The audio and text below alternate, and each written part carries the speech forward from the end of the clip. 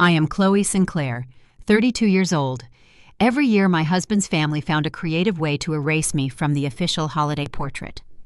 This year, my sister-in-law handed me the gilded envelope, leaned in close, and whispered that I was not part of the real bloodline anyway. I did not shed a tear. I just smiled, set my champagne flute down on a passing silver tray, and stepped outside into the snow to take a phone call. A call confirming their century-old logistics empire had just defaulted on a lethal amount of debt. A month later, when a premier financial magazine called the estate, asking to interview the woman who actually owned their legacy, my mother-in-law dropped her tablet and sank to the Persian rug. Before I tell you how I acquired the deed to their arrogance, let me know where you are watching from in the comments below. Hit like and subscribe if you have ever smiled through an insult while holding the key to your abuser's ruin. The Davenport Winter Gala was a masterclass in synthetic warmth. Their Lake Forest estate buzzed with catered staff and string quartets. I stood near the marble fireplace wearing a tailored emerald dress I purchased with my own annual bonus, watching the matriarch hold court. Beatrice Davenport moved through the room, handing out thick gold-embossed envelopes to the elite guests. She handed one to me with a tight, practiced smile. I slid my thumb under the wax seal and extracted the heavy cardstock. I looked at the photograph. It was taken in the solarium just 2 weeks prior. Julian, my husband, stood in the center. Beatrice sat in a velvet chair. To her left stood Vanessa, my sister-in-law, clutching the arm of her husband, Marcus. Marcus Wright was a brilliant corporate attorney, a black man who navigated this suffocating environment with a stoic, unreadable calm. Then I looked at the space next to Julian. An unnatural, jagged crop sliced through the frame. A sliver of my emerald sleeve remained. The rest of me had been excised. Vanessa approached, swirling a martini. She noticed my gaze fixed on the altered image. "We decided to go for a cleaner aesthetic this year," she murmured, keeping her tone light for the surrounding guests. "Just the core Davenport lineage. You understand. You are just a Sinclair. You do not really fit the brand." I glanced across the room. Julian stood near the mahogany bar. He watched his sister deliver the insult. He saw the mutilated photograph in my hand. Instead of crossing the floor to intervene, my husband lowered his eyes, picked up a crystal decanter, and focused entirely on pouring another measure of scotch. He chose the path of least resistance. He chose his mother's approval over his wife's dignity. I felt my pulse slow down. A frigid, crystalline focus settled into my chest. I did not snap at Vanessa. I did not demand an apology from Julian. I simply placed the gold-embossed card face down on an empty cocktail table. "Enjoy the brand, Vanessa," I said evenly. I turned and walked through the heavy French doors, stepping out onto the frost-covered terrace. The sharp Chicago wind hit my face. My phone vibrated in the pocket of my coat. It was a secure line. I answered the call. A junior analyst from my division spoke rapid, tense words. "I am the Director of Risk Management at Cerberus Capital. My job requires dissecting failing companies and deciding whether to salvage their assets or let them drown." My family believed I was a glorified accountant. They never cared to ask about the specifics of my firm. The analyst delivered the figures. Davenport Logistics missed the midnight cutoff. The grace period expired an hour ago. They failed to remit the $15 million payment to their primary lending syndicate. I stared through the glass doors at my husband, laughing with a local politician, sipping expensive scotch while his business disintegrated beneath his feet. The lavish party, the designer gowns, the smug exclusion. It was all funded by phantom money. They were bankrupt, staging a pageant of wealth they no longer possessed. "Prepare the distress files," I instructed my analyst, watching Beatrice glide through the room in oblivious triumph. "Do not issue the standard warnings. Bring their debt portfolio directly to my desk, first thing in the morning. We are going to put them on the chopping block." The morning sun barely pierced the heavy cloud cover hanging over Lake Michigan. I stood near the marble island in our kitchen, sipping black coffee. Down the hall, the heavy oak door to Julian's home office stood ajar. I could hear his leather loafers pacing a frantic, erratic rhythm across the hardwood floor. He was muttering under his breath, the sound punctuated by the sharp slam of a desk drawer. I walked quietly down the corridor and paused just outside his doorway. Julian was hunched over his mahogany desk, his posture rigid with panic. The pristine image of the visionary executive he cultivated for the society pages had vanished overnight. He stared at his glowing monitor, his hand gripping a gold pen so tightly, his knuckles drained of color. He was dialing numbers, waiting and slamming the phone down in quick succession. He was calling the commercial lenders. He was begging for a refinance, and they were turning him away. Julian had inherited a profitable, albeit stagnant, supply chain empire. The logistics network functioned smoothly until he allowed his sister to treat the corporate treasury like a personal allowance. Vanessa convinced him that Davenport Logistics required a modern aesthetic to attract younger investors. She launched an extravagant rebranding initiative. She leased billboard space in tech hubs, threw lavish launch parties featuring minor celebrities, and redesigned the entire corporate fleet with custom matte paint. It generated 0 new shipping contracts. It simply incinerated their cash reserves. Julian looked up and noticed me standing in the hall. His frantic expression instantly morphed into a mask of condescending irritation. "I need you to close the door, Chloe," he snapped, waving his hand dismissively. "I am handling complex refinancing structures. The syndicate is being stubborn about the quarterly projections. It is high-level executive maneuvering. You would not grasp the mechanics of it." I took another sip of my coffee. I grasped the mechanics perfectly. The primary lending syndicate had issued a notice of default at midnight. They recognized the vanity spending and cut the credit line. Julian was bleeding out, pretending it was a minor scrape. "I will let you work, Julian," I replied, keeping my tone mild and unassuming. I pulled the oak door shut, leaving him isolated in his sinking ship. An hour later, I stepped onto the private elevator ascending to the top tiers of the Cerberus Capitol Tower. The atmosphere here was the antithesis of the Davenport estate. There were no gilded mirrors or inherited portraits. The floors were polished slate. The walls were transparent glass. We were an apex predator in the financial ecosystem, specializing in distressed assets and corporate liquidations. We found bleeding companies bought their debt for pennies and either forced a brutal turnaround or sold their infrastructure for parts. I walked into my corner office and logged into the secure intake portal. Desperate executives submit their funding requests through blind brokers, hoping to find shadow capital when traditional banks lock them out. A new file sat at the top of the queue. The broker had flagged it for urgent review. I opened the digital dossier. The company name displayed in stark black text: Davenport Logistics. Julian had not just reached out to local banks. In a blind panic, he had submitted a request for emergency shadow funding. He asked for a $20 million cash injection to cover the $15 million defaulted note, attempting to secure an extra $5 million to cover his ongoing operational failures. He was asking the wolves to guard his sheep. He had no idea his wife was the lead wolf. My office door swung open. Grant, the managing partner of the firm, walked in holding a tablet. Grant built Cerberus by stripping emotion from mathematics. He viewed companies purely as numbers on a ledger. He sat in the chair opposite my desk and pulled up the same file. "We are rejecting the Davenport petition," Grant stated, his voice flat and definitive. "The risk profile is absurd. The current chief executive officer is draining capital on vanity projects. The sister treats the marketing budget like a trust fund. The underlying assets are solid, but the executive suite is a liability. They will default on our money within 6 months. Decline the application." I looked at the financial breakdowns on my screen. The numbers confirmed every reckless decision I had watched Julian make from the sidelines of their family dinners. "We are not rejecting it, Grant," I replied, my gaze fixed on the monitor. "We are going to fund the entire $20 million. Grant frowned, leaning forward. "You are letting the asset size blind you to the risk. We do not fund incompetence. We wait for them to enter Chapter 11, bankruptcy.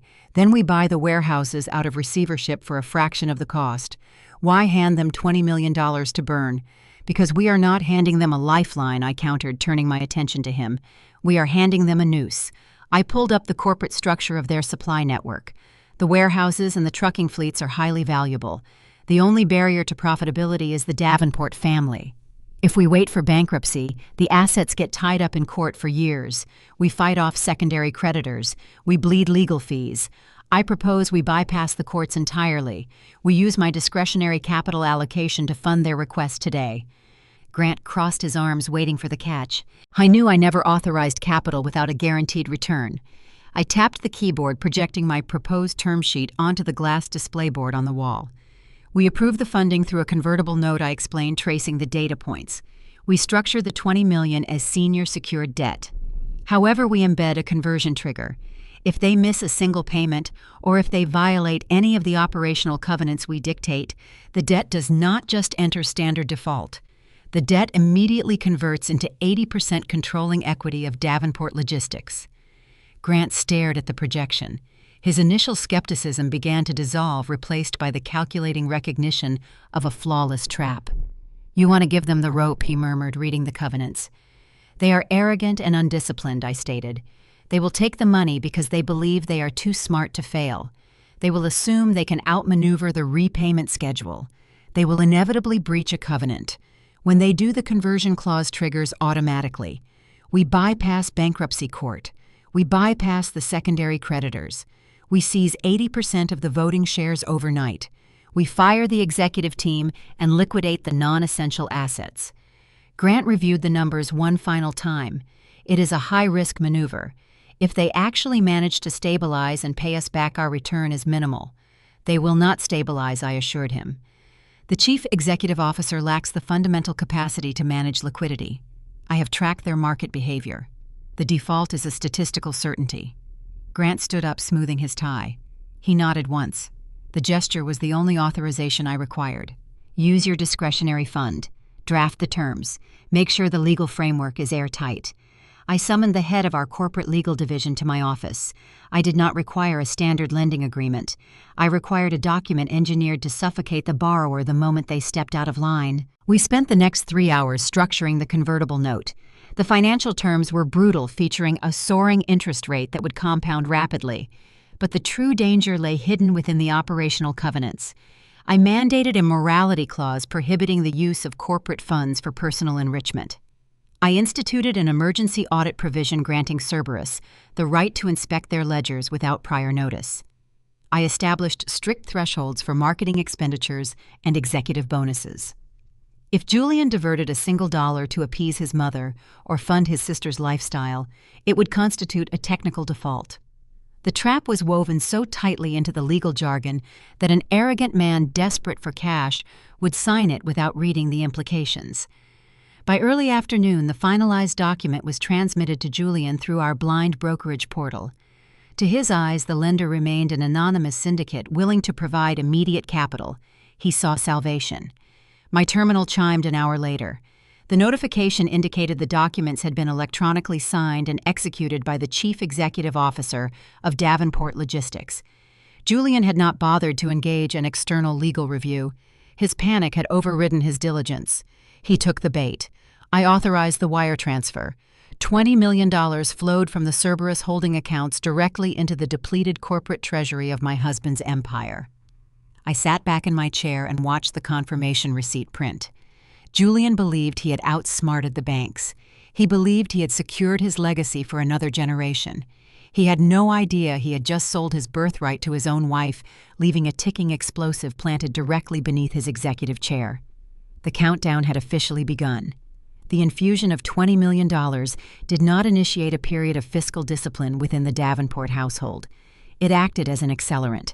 They treated the corporate treasury not as a lifeline to stabilize a failing business, but as a personal slush fund to sustain their opulent illusions. The ink on the convertible note was barely dry before the parasitic extraction began. 2 days after the wire transfer cleared, I monitored the financial activity through the secure alerts configured on my devices. The notification triggered late in the afternoon while I was reviewing risk models for an entirely different acquisition. A pending transaction on a joint marital credit account had been flagged for an unusually high volume. Julian was attempting to authorize a charge of $500,000 to an elite architectural firm in downtown Chicago. I knew exactly what the charge represented. During the Christmas gala, Vanessa had loudly complained about the outdated aesthetics of her Gold Coast penthouse. She demanded a complete interior overhaul, insisting the current layout was inadequate for hosting high-profile charity events. She viewed corporate capital as her birthright, an endless resource to be tapped whenever her whims dictated. Julian, desperate to maintain the facade of a wealthy patriarch and unwilling to confront his sister's demands, had capitulated. However, transferring $500,000 directly from the newly acquired corporate funds to a residential architect would leave an undeniable paper trail, a blatant violation of the covenants I had woven into the Cerberus loan. Julian, possessing a rudimentary cunning born of desperation, attempted to launder the expense. He intended to route the payment through our joint personal credit line planning to quietly reimburse the account later using staggered, obfuscated corporate disbursements. He assumed I did not monitor the joint accounts closely. He assumed my role as a quiet, unassuming wife extended to financial ignorance. I accessed the banking portal from my terminal. I did not initiate a dispute with the fraud department. I did not call Julian to argue about fiscal responsibility. I executed a direct administrative lock on the credit line. The system processed the command. The $500,000 transaction pending approval at the architectural firm was abruptly and permanently declined. I closed the portal and continued my risk analysis. The financial tourniquet was applied. Now I merely needed to wait for the inevitable reaction. The reaction materialized that evening during the mandatory Sunday family dinner at the Davenport estate. Beatrice insisted on these weekly gatherings to project an image of unified generational wealth. The dining room was an exercise in intimidation, featuring an antique mahogany table that seated 20, illuminated by a cascading crystal chandelier. Julian sat at the head of the table, his demeanor rigid. He avoided my gaze, focusing entirely on cutting his prime rib with aggressive precision. Vanessa sat to my right, her face flushed with poorly concealed fury. Beside her sat Marcus Wright. Marcus was the anomaly in the Davenport ecosystem. A brilliant corporate attorney, he had navigated the systemic, insidious racism of Chicago's elite legal circles with a formidable, icy intellect. He did not engage in the Davenport's performative wealth. He observed. He analyzed.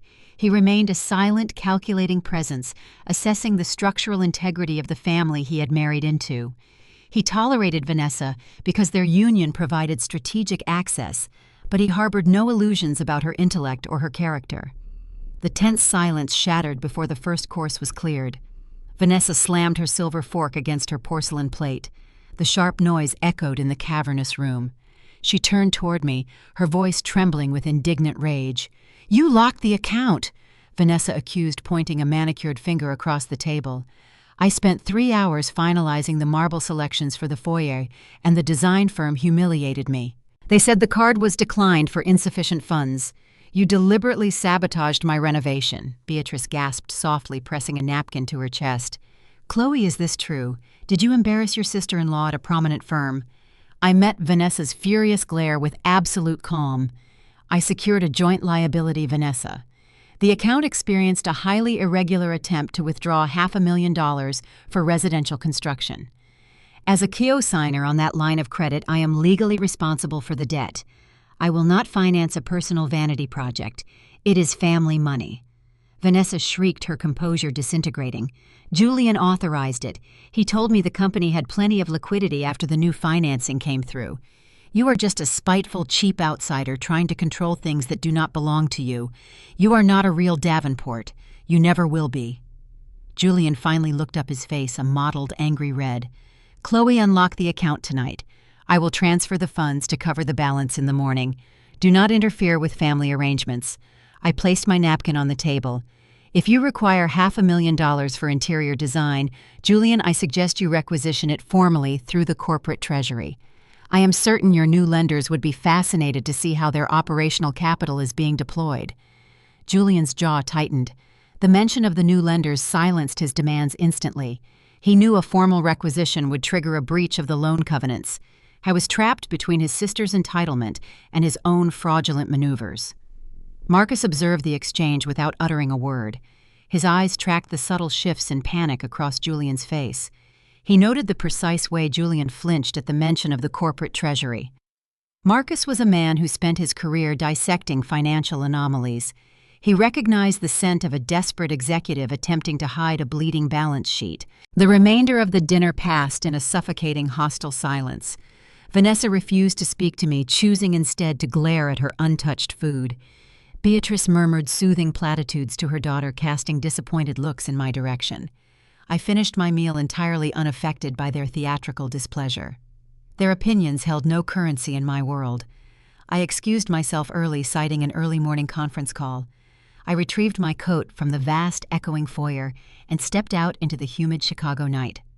My car was parked near the edge of the sprawling circular driveway, shadowed by a row of ancient oak trees. As I unlocked the vehicle, a figure emerged from the shadows of the manicured hedges. I did not flinch. I turned to face the approach. Marcus stood a few feet away. He wore a dark overcoat, his hands shoved deep into the pockets. The ambient light from the estate illuminated the sharp, analytical focus in his eyes. He did not offer a polite greeting. He did not apologize for his wife's behavior. "You locked the card because you know the corporate money is toxic." Marcus stated, his voice low, carrying the smooth cadence of a cross-examination. I leaned against the door of my car. "I locked the card because I do not finance renovations, Marcus."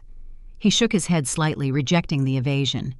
"Do not play the naive spouse with me, Chloe." I watched Julian during dinner. When you mentioned the new lenders, he displayed classic signs of acute panic. A CEO who just secured a legitimate $20 million stabilization fund does not launder $500,000 through a personal credit card to appease his sister. He does it when he is terrified of a covenant breach. Marcus took a step closer, ensuring our conversation remained entirely private. Julian left a preliminary term sheet on the dining table last week. He was careless. He thought I would not look. I glanced at the debt structuring. Marcus reached into his coat pocket and pulled out a small, folded piece of heavy stock paper. He held it out to me. I took the paper and unfolded it under the dim glow of the driveway lamps. It contained a single handwritten sentence. The stabilization fund did not originate from a traditional banking syndicate. Julian is leveraging the employee pension fund as off-book collateral to secure shadow capital. They are drowning. I stared at the note. The implication was staggering. I had engineered the convertible note to trap Julian, assuming he would use standard corporate assets as collateral. I had not anticipated he would cross the threshold into federal criminality. Leveraging a protected employee pension fund to secure a high-risk shadow loan was an egregious violation of the Employee Retirement Income Security Act. It was a felony that carried severe prison time. Julian had not just jeopardized the company, he had effectively guaranteed a federal indictment. I looked up at Marcus. He stood perfectly still, watching my reaction. He had delivered the information, waiting to see what I would do with the weapon he had just handed me. "Why are you giving this to me, Marcus?" I asked, folding the note. "You are part of this family. I am affiliated with this family by marriage." Marcus corrected his tone, devoid of any loyalty. "I tolerate their archaic prejudices because it occasionally benefits my practice, but I will not allow Julian's criminal desperation to create a blast radius that compromises my legal career or my freedom. You are the only person in that house who operates with rational self-interest. I am providing you with the intelligence. I expect you to use it to detonate the structure before the federal regulators arrive." He turned and walked back toward the estate, disappearing into the shadows. He had initiated a shadow alliance, recognizing that the Davenport empire was destined for collapse and maneuvering to ensure he survived the impact. I held the note in my hand, the parameters of the acquisition, expanding into a much more dangerous and vastly more satisfying execution. 3 weeks passed. The $20 million infusion acted as a temporary cosmetic fix, masking the structural rot within Davenport Logistics. Julian, buoyed by the illusion of solvency, returned to his performative leadership. He resumed his expensive lunches at the Union League Club and authorized the purchase of a new fleet of executive vehicles. He operated under the delusion that he had outmaneuvered the financial precipice, entirely unaware of the lethal covenants embedded in his salvation, or the fact that Marcus had exposed his impending federal crimes to the very person holding the leash. I spent those 3 weeks systematically verifying the intelligence Marcus provided. The Vanguard forensic analysts discreetly probed the Davenport pension fund structures, confirming the illegal collateralization. The snare was fully primed. I merely awaited the optimal moment to trigger the mechanism. The catalyst arrived on a Tuesday morning, delivered not through a financial terminal, but via the archaic landline in the grand foyer of the Davenport estate. Beatrice Davenport despised mobile phones for professional correspondence. She insisted the estate maintain a dedicated landline answered personally or by the senior house staff, believing it projected an aura of established old money permanence. At 10:15, the heavy brass phone rang. Beatrice, currently finalizing the floral arrangements for an upcoming charity luncheon, answered the call herself. Davenport residence.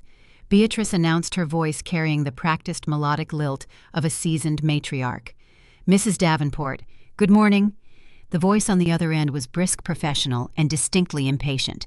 This is Richard Sterling, senior editor at Capital Horizon magazine. Beatrice straightened her posture. Capital Horizon was the premier publication for corporate strategy and high finance in the Midwest. A feature in their pages was a coveted mark of validation within the Chicago business elite.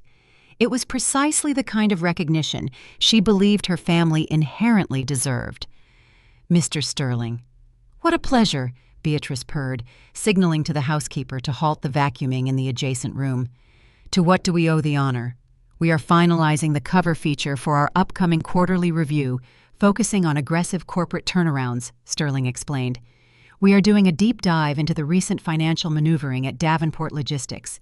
The sudden influx of shadow capital that stabilized the operation last month has caught the attention of our analysts. We would like to schedule an extensive exclusive interview for the primary profile. Beatrice smiled, a genuine expression of triumph blooming across her face. She immediately assumed the magazine intended to canonize Julian as a brilliant, decisive executive who had successfully navigated a complex liquidity crisis. She envisioned the glossy photographs, the glowing quotes about the Davenport legacy, the validation of her son's innate superiority. Of course, Mr. Sterling. We would be absolutely delighted to participate, Beatrice replied, her tone expansive and accommodating. Julian's leadership during this recent transitional period has been nothing short of exemplary. The family legacy is in very capable hands. I can have his assistant clear his schedule for a full afternoon next week. He can walk you through his strategic vision for the recovery. There was a brief, loaded silence on the line. Mrs. Davenport Sterling said, his voice dropping the professional courtesy, replaced by a cold, journalistic precision. There seems to be a fundamental misunderstanding. We have zero interest in interviewing Julian Davenport. Our analysts have reviewed the public filings and the market data surrounding your recent stabilization. Julian Davenport did not orchestrate a recovery. He merely signed a document. Beatrice's smile vanished. Her hand tightened on the brass receiver. I beg your pardon. We are running a feature on the apex predators of the distressed asset market. Sterling continued the words, striking like physical blows. We want to profile the architect of the bailout, the individual who structured the convertible note that currently holds Davenport Logistics hostage. We want the exclusive interview with the Director of Risk Management at Cerberus Capital. We want to speak to Chloe Sinclair. The color drained entirely from Beatrice's face. The grand foyer of her estate seemed to tilt. What did you say? Beatrice whispered, the melodic lilt entirely absent. Chloe Sinclair Sterling repeated, his impatience growing. The woman who personally authorized the $20 million shadow loan and embedded the conversion covenants. According to our sources, she effectively owns the entire operational infrastructure of your family's company, pending a single missed payment.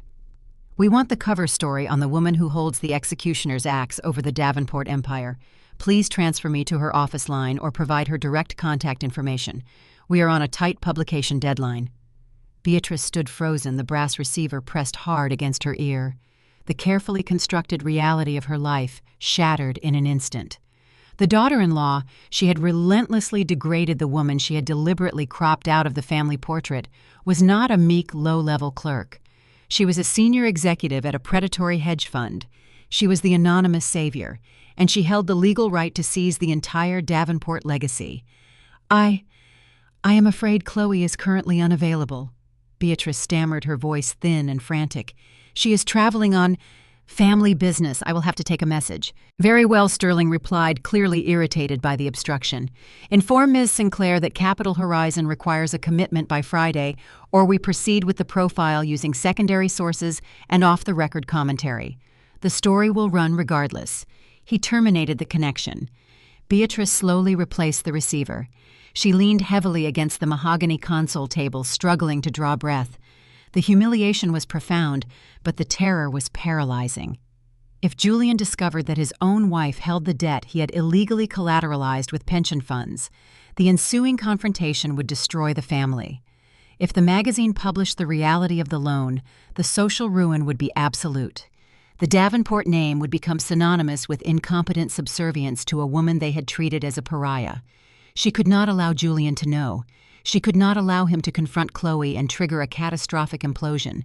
She had to protect the illusion of his authority at all costs.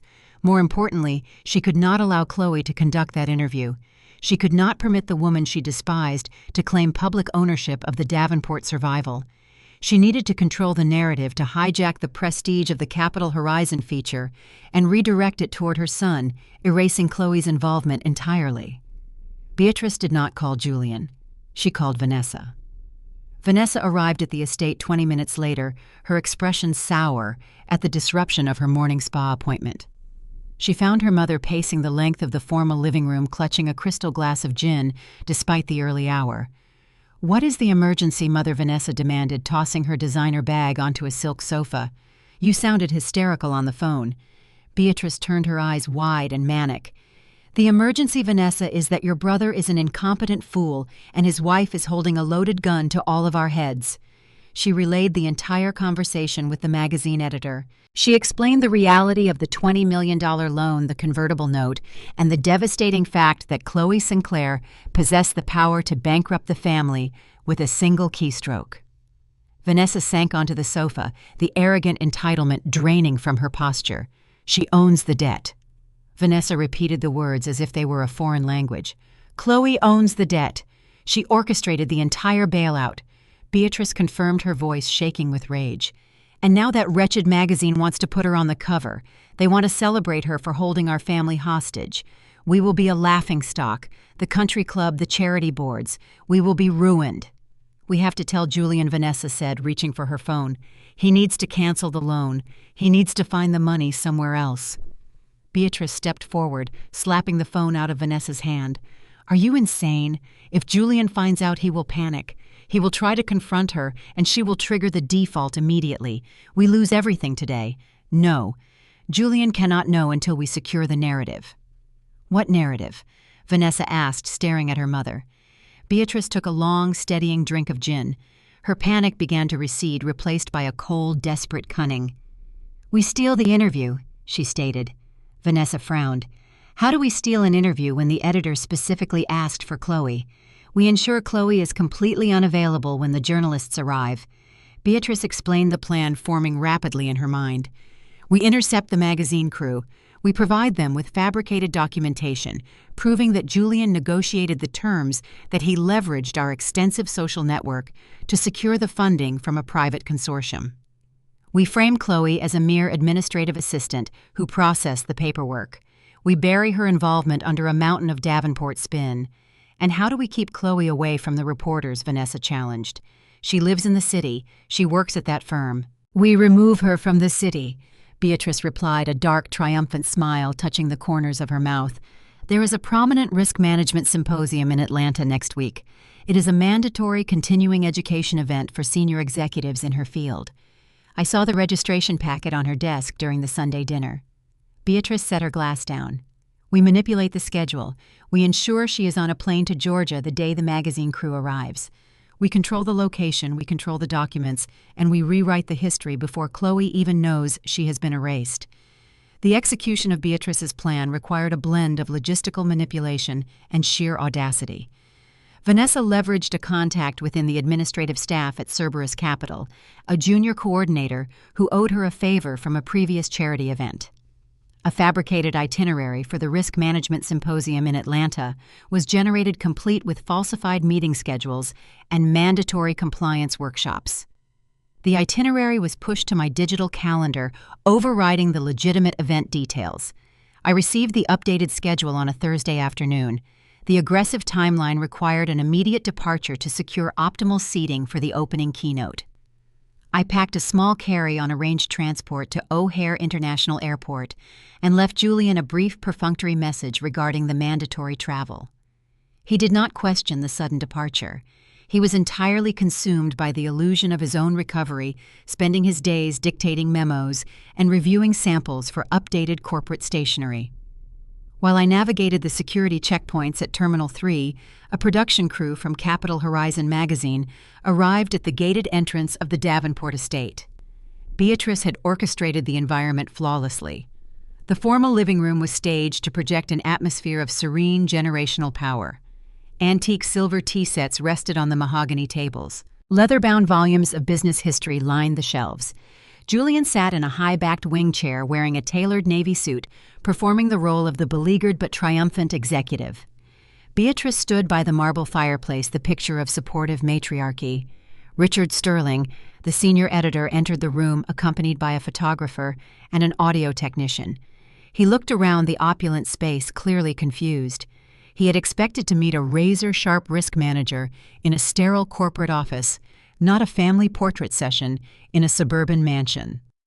Mrs. Davenport Sterling began attempting to maintain professional courtesy. "I appreciate your hospitality, but I was explicit in my request. My feature requires an interview with Chloe Sinclair. The narrative centers on the aggressive structuring of the Shadow Capital acquisition." Beatrice offered a patronizing, pitying smile. "Mr. Sterling, I am afraid there has been a significant miscommunication regarding Chloe's role in this endeavor. Please take a seat. Let us clarify the reality of the situation." Sterling sat on the edge of the silk sofa, opening his notebook with a skeptical frown.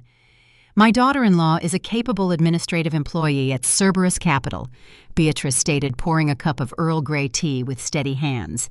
"However, the notion that she orchestrated a $20 million rescue package is frankly absurd.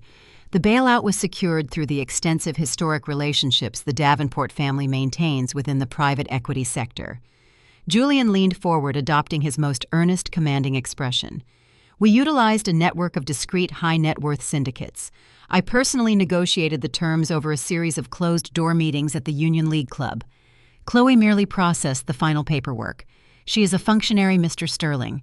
The story you are looking for, the true narrative of executive resilience and strategic maneuvering, sits right here." Sterling's pen paused. He was an experienced journalist. He recognized a coordinated public relations spin when he heard it. The narrative they presented contradicted the hard data his analysts had reviewed. If that is the case, Julian Sterling challenged, his tone hardening. "Why did the holding company trace back to a subsidiary entirely controlled by your wife's division at Cerberus? Why are the conversion covenants written with a structural brutality that specifically targets your executive authority?" Beatrice smoothly intervened before Julian could stumble. "Complex financial instruments require complex routing, Mr. Sterling. The subsidiary was simply a convenient vehicle for the transaction. As for the covenants, they are standard boilerplate language demanded by any aggressive lender. They mean nothing to a company on solid footing." She signaled to Vanessa, who had been sitting quietly in the corner. Vanessa retrieved a sleek leather folder and placed it on the coffee table in front of the editor. "We have prepared a comprehensive brief for your publication," Beatrice declared. "It includes internal memos, redacted correspondence with the private syndicate, and a detailed timeline of Julian's successful negotiations. It provides a complete factual account of the Davenport recovery. I strongly suggest you base your feature on verified family records rather than uncorroborated market rumors regarding my daughter-in-law." Sterling stared at the folder. He recognized the maneuver. The Davenport family was attempting to overwrite reality with a mountain of fabricated documentation. They were betting their social standing against his journalistic integrity. While Beatrice peddled her fiction in the living room, I sat in the first-class lounge at O'Hare. I had a black coffee resting on the small glass table next to my laptop. I was reviewing the quarterly projections for a distressed logistics firm in Ohio when an urgent security notification flashed across my screen. The alert originated from the Cerberus internal tracking system. The system monitors access to all confidential acquisition files, logging every IP address that attempts to view secured data. The notification displayed a bright red warning: "Unauthorized external access detected. Target file Davenport Logistics convertible note. Access requested via external link." I traced the origin of the external link. It was a secure file-sharing URL I had provided to Julian's legal team during the initial signing. Someone was attempting to open the specific legal covenants outlining the poison pill and the debt conversion triggers. I ran a reverse trace on the IP address, attempting the access. The location pinged to a server hosted by Capital Horizon magazine. The pieces snapped together with cold, immediate clarity.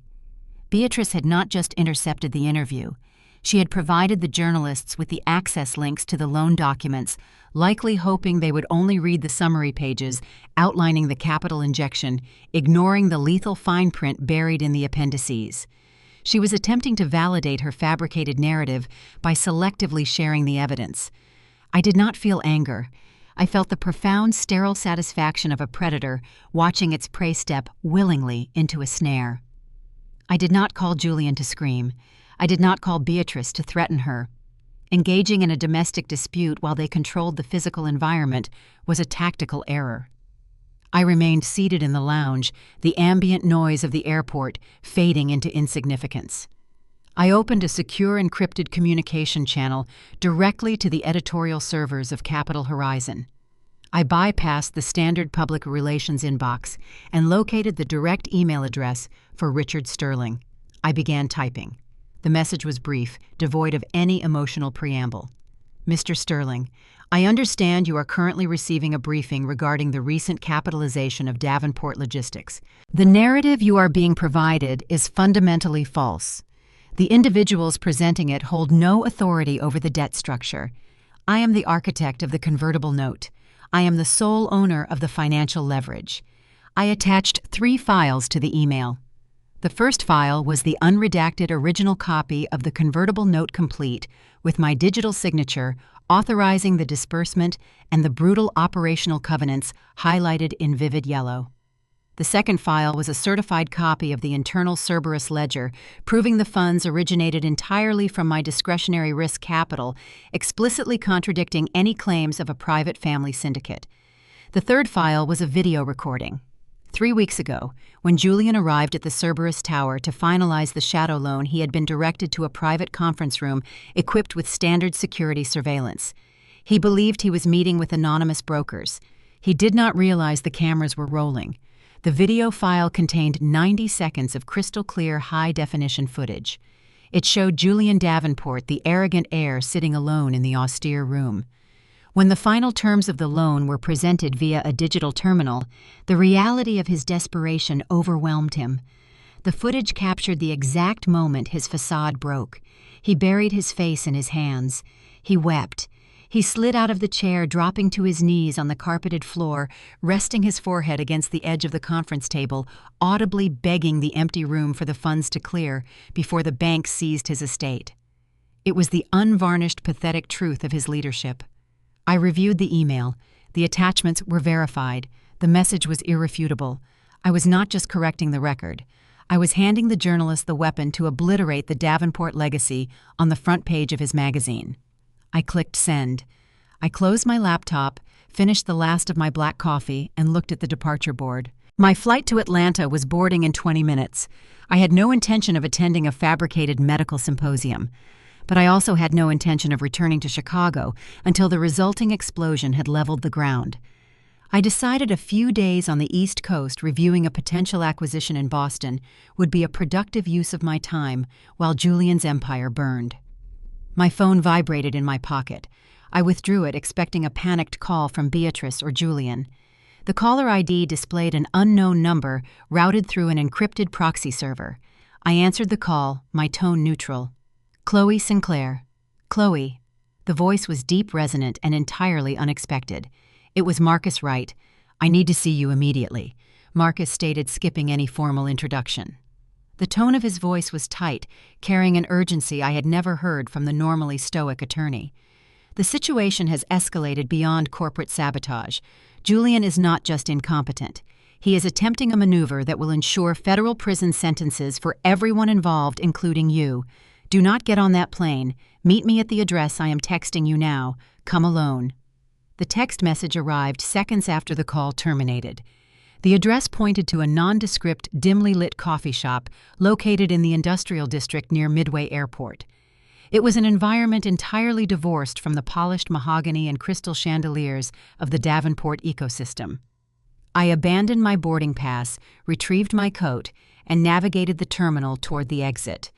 The urgency in Marcus's voice indicated a deviation from the predictable collapse I had engineered.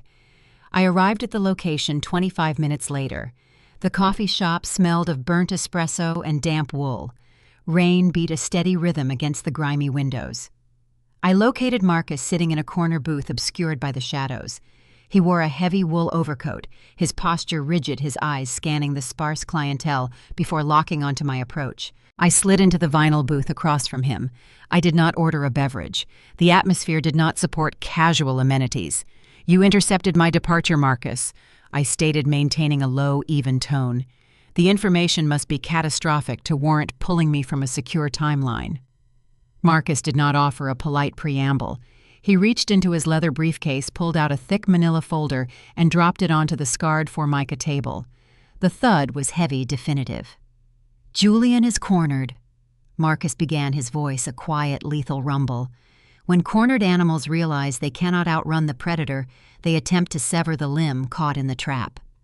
The magazine interview Beatrice orchestrated was merely a distraction, a smokescreen. Julian knows the convertible note is a death sentence. He is attempting to neutralize the debt before the first payment is due. I looked at the folder. How does an insolvent chief executive officer neutralize $20 million of senior secured debt? "He steals the ownership of the debt," Marcus replied, leaning forward, the ambient light catching the sharp analytical focus in his eyes. I frowned slightly, calculating the legal impossibility of such a maneuver. The debt is held by a subsidiary of Cerberus Capital. It is an institutional asset. He cannot simply claim it. He can if he alters the beneficiary structure of the holding vehicle, Marcus explained, his tone laced with a profound, simmering disgust. He opened the folder and slid a series of legal documents toward me. They were complex, multi-layered corporate filings. My eyes tracked the legal jargon, isolating the critical data points. They were transfer of ownership forms designed to reassign the controlling interest of the Cerberus subsidiary holding the Davenport loan. The intended recipient of the controlling interest was a newly formed anonymous shell company registered in Delaware. The authorization signature at the bottom of the transfer documents was mine. I stared at the ink. It was a flawless replication of my signature. Julian forged my authorization. I stated the reality of the escalation settling over me. He is attempting to legally transfer the $20 million debt obligation from my firm to a shell company he controls. If he succeeds, he effectively owes the money to himself. He erases the debt, neutralizes the conversion trigger, and robs Cerberus of the capital. Marcus nodded slowly. He finalized the forgeries late last night. He plans to submit them to the Delaware Secretary of State this afternoon. He believes the resulting bureaucratic confusion will buy him months of litigation time, allowing him to push the public offering through before Cerberus can unwind the fraud. My brother-in-law had escalated from gross incompetence to high-level corporate espionage and federal wire fraud. The audacity was staggering. "You are a partner at a prestigious law firm," Marcus, I said, looking up from the forged documents. "You possess privileged access to Julian's legal maneuvers. Why are you handing me the evidence to destroy him? You are married to his sister. You are tethered to their legacy." Marcus let out a short, harsh laugh, a sound devoid of any humor. "I am tethered to a sinking ship piloted by fools," Marcus corrected, his voice hardening, revealing the deep accumulated resentment he usually masked with stoicism. "I tolerate Vanessa because the marriage provided a necessary credential for an ambitious black attorney navigating the archaic systemic prejudices of Chicago's legal elite. I endure Beatrice's condescending remarks about my background. I ignore Julian's arrogant assumption that my intellect exists solely to clean up his messes." He leaned back in the booth, his expression turning cold. "I played the game to secure my position, but I will not allow Julian's desperate criminality to drag me into a federal indictment. When the SEC and the FBI eventually dissect this fraud, they will look at the family attorney first. I refuse to be the collateral damage in the collapse of the Davenport delusion." I assessed the man sitting across from me. He was a shark trapped in a decorative aquarium. He possessed the predatory instincts required for high-level restructuring, but his potential was smothered by the Davenport vanity. "You are proposing an alliance," I noted. "You provide the internal intelligence required to preempt Julian's fraud. What is your required compensation?" Marcus did not hesitate. "When Davenport Logistics implodes, the resulting vacuum will create a massive opportunity for restructuring and asset liquidation. I want out of my current firm. I want a senior partnership at Cerberus Capital." I want the authority to lead the legal dissection of Julian's empire and a guaranteed percentage of the liquidated assets. It was a bold demand. A senior partnership at Cerberus was rarely offered to external candidates. However, the value of the intelligence he held was incalculable. Without this warning, Julian might have successfully initiated the transfer, plunging Vanguard into a protracted legal nightmare and jeopardizing my position within the firm. Marcus had delivered the kill shot. He had earned his fee. I extended my hand across the Formica table. "You have your partnership, Marcus. Deliver the original files containing the digital metadata of the forgeries to my secure server by noon. We will freeze the transfer attempt before he hits send." Marcus gripped my hand. The handshake was firm, a binding contract forged in the shadows. The alliance was cemented. I withdrew my hand and reached into my coat pocket to retrieve my phone.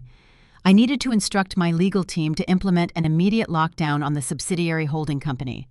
As I unlocked the screen, a new message notification pulsed urgently. The sender was Julian.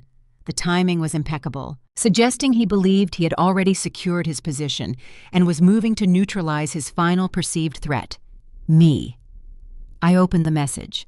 The text was brief, aggressive, and reeked of manufactured confidence. "Cancel your trip. Come home immediately. I have prepared a post-nuptial agreement regarding your employment and assets. You will sign it tonight. If you refuse, I file for divorce in the morning, and I ensure my lawyers bury you in litigation until your career is ruined. We are done playing games." I read the message twice. Julian, having just forged my signature to steal $20 million, was now attempting to extort me into signing a legal document surrendering my autonomy. He believed the impending success of his fraudulent transfer gave him the leverage to dictate terms. He believed he held the high ground. I looked up at Marcus. The faint, cold smile I reserved for total victories touched my lips. "It appears Julian is eager to finalize our separation," I told Marcus, sliding the phone across the table so he could read the text. "He is demanding I return to the estate to sign a post-nuptial agreement under the threat of a hostile divorce." Marcus read the message, his brow furrowing in genuine bewilderment. "He is attempting extortion hours before committing wire fraud. The arrogance is terminal." I retrieved my phone. "It is not terminal yet, Marcus." I stood up, smoothing the fabric of my coat. "But it will be by midnight. Send the metadata. I have a post-nuptial agreement to review." I returned to the Davenport estate shortly after 2 in the afternoon. The sky over Lake Forest remained a bruised, sullen gray, mirroring the atmosphere waiting inside the mansion. I did not enter through the main doors, avoiding the possibility of encountering the household staff. I utilized the private side entrance, moving quietly down the oak-paneled hallway toward Julian's study. The heavy mahogany doors were closed, but the voices bleeding through the thick wood were elevated and sharp. Beatrice and Julian were conferring, finalizing their strategy. I paused for a moment, regulating my breathing, ensuring every trace of the predatory satisfaction I felt was scrubbed from my expression. I needed them to believe I was vulnerable, intimidated by the sudden threat of divorce and professional ruin. I pushed the doors open.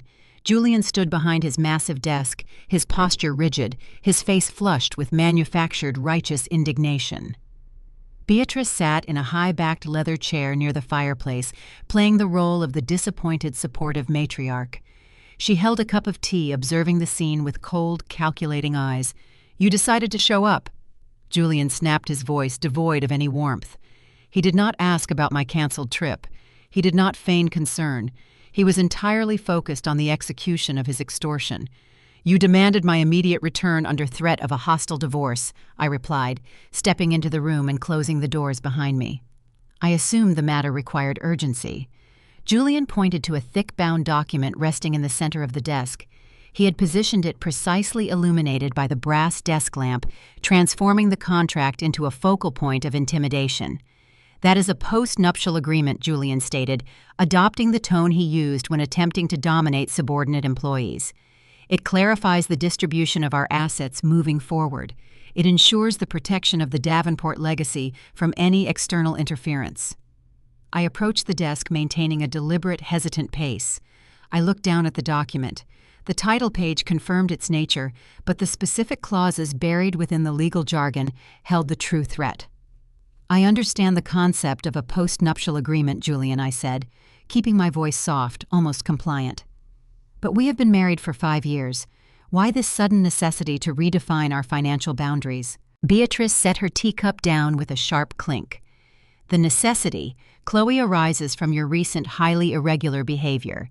Your secretive maneuvers at your firm, the sudden influx of untraceable capital stabilizing our company. It creates an atmosphere of distrust. We require transparency. We require assurance that your professional activities are not jeopardizing the family. She was spinning the narrative, attempting to frame my salvation of their company as a suspicious, hostile act. It was a fascinating display of psychological manipulation. Julian leaned forward, resting his knuckles on the desk. He adopted a conspiratorial, almost pitying expression. "I know what you did, Chloe." I raised an eyebrow, allowing a flicker of feigned apprehension to show. "What did I do?" Julian tapped the bound document. "You leveraged your position at Cerberus Capital to secure that $20 million shadow loan for Davenport Logistics. You circumvented your firm's standard lending protocols. You bypassed the risk committees. You used corporate funds to execute a private, unauthorized bailout to protect your own lifestyle." He was fabricating a narrative of embezzlement. He was accusing me of the very crime he was actively committing against the employee pension fund. The projection was staggering. If your superiors at Cerberus discover you utilized $20 million of institutional capital for a personal rescue mission, your career is over. Julian continued, his voice hardening, revealing the core of his threat. "You will be terminated for gross misconduct, investigated for fraud, and blacklisted from the financial sector." I stared at him, letting the silence stretch. "You are threatening to report me to my own firm based on a fabricated accusation." "I am merely stating facts," Julian countered smoothly. "However, we can avoid that unpleasantness. The post-nuptial agreement I have prepared contains a specific clause. It legally reclassifies any debt obligations or financial instruments you currently manage specifically related to Davenport Logistics as joint marital property." The pieces clicked into place with finality. Julian's forged transfer documents were a risky, desperate gamble. If the Delaware Secretary of State detected the forgery, the transfer would fail. The post-nuptial agreement was his backup plan.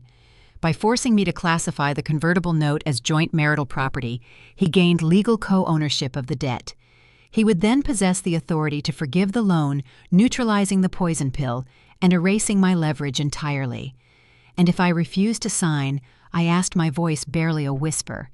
"Then I file for divorce in the morning," Julian stated, his eyes cold and unyielding. "And I ensure the managing partners at Cerberus receive a detailed anonymous dossier outlining your unauthorized diversion of corporate funds. You lose the marriage, you lose the wealth, and you lose your career. The choice is yours." I looked at the man standing behind the desk. I searched for a remnant of the person I had married, someone who might possess a shred of integrity or genuine affection. There was nothing. He was a hollow vessel of arrogance and entitlement, willing to destroy his wife to cover his own incompetence. I felt no anger, only a profound clinical pity. I reached forward and picked up the heavy gold-plated fountain pen resting beside the document. Julian's posture relaxed slightly. A flicker of triumph crossed his face. He believed he had won.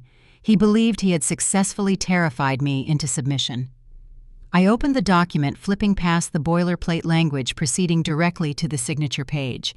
I did not read the specific clauses. I did not need to.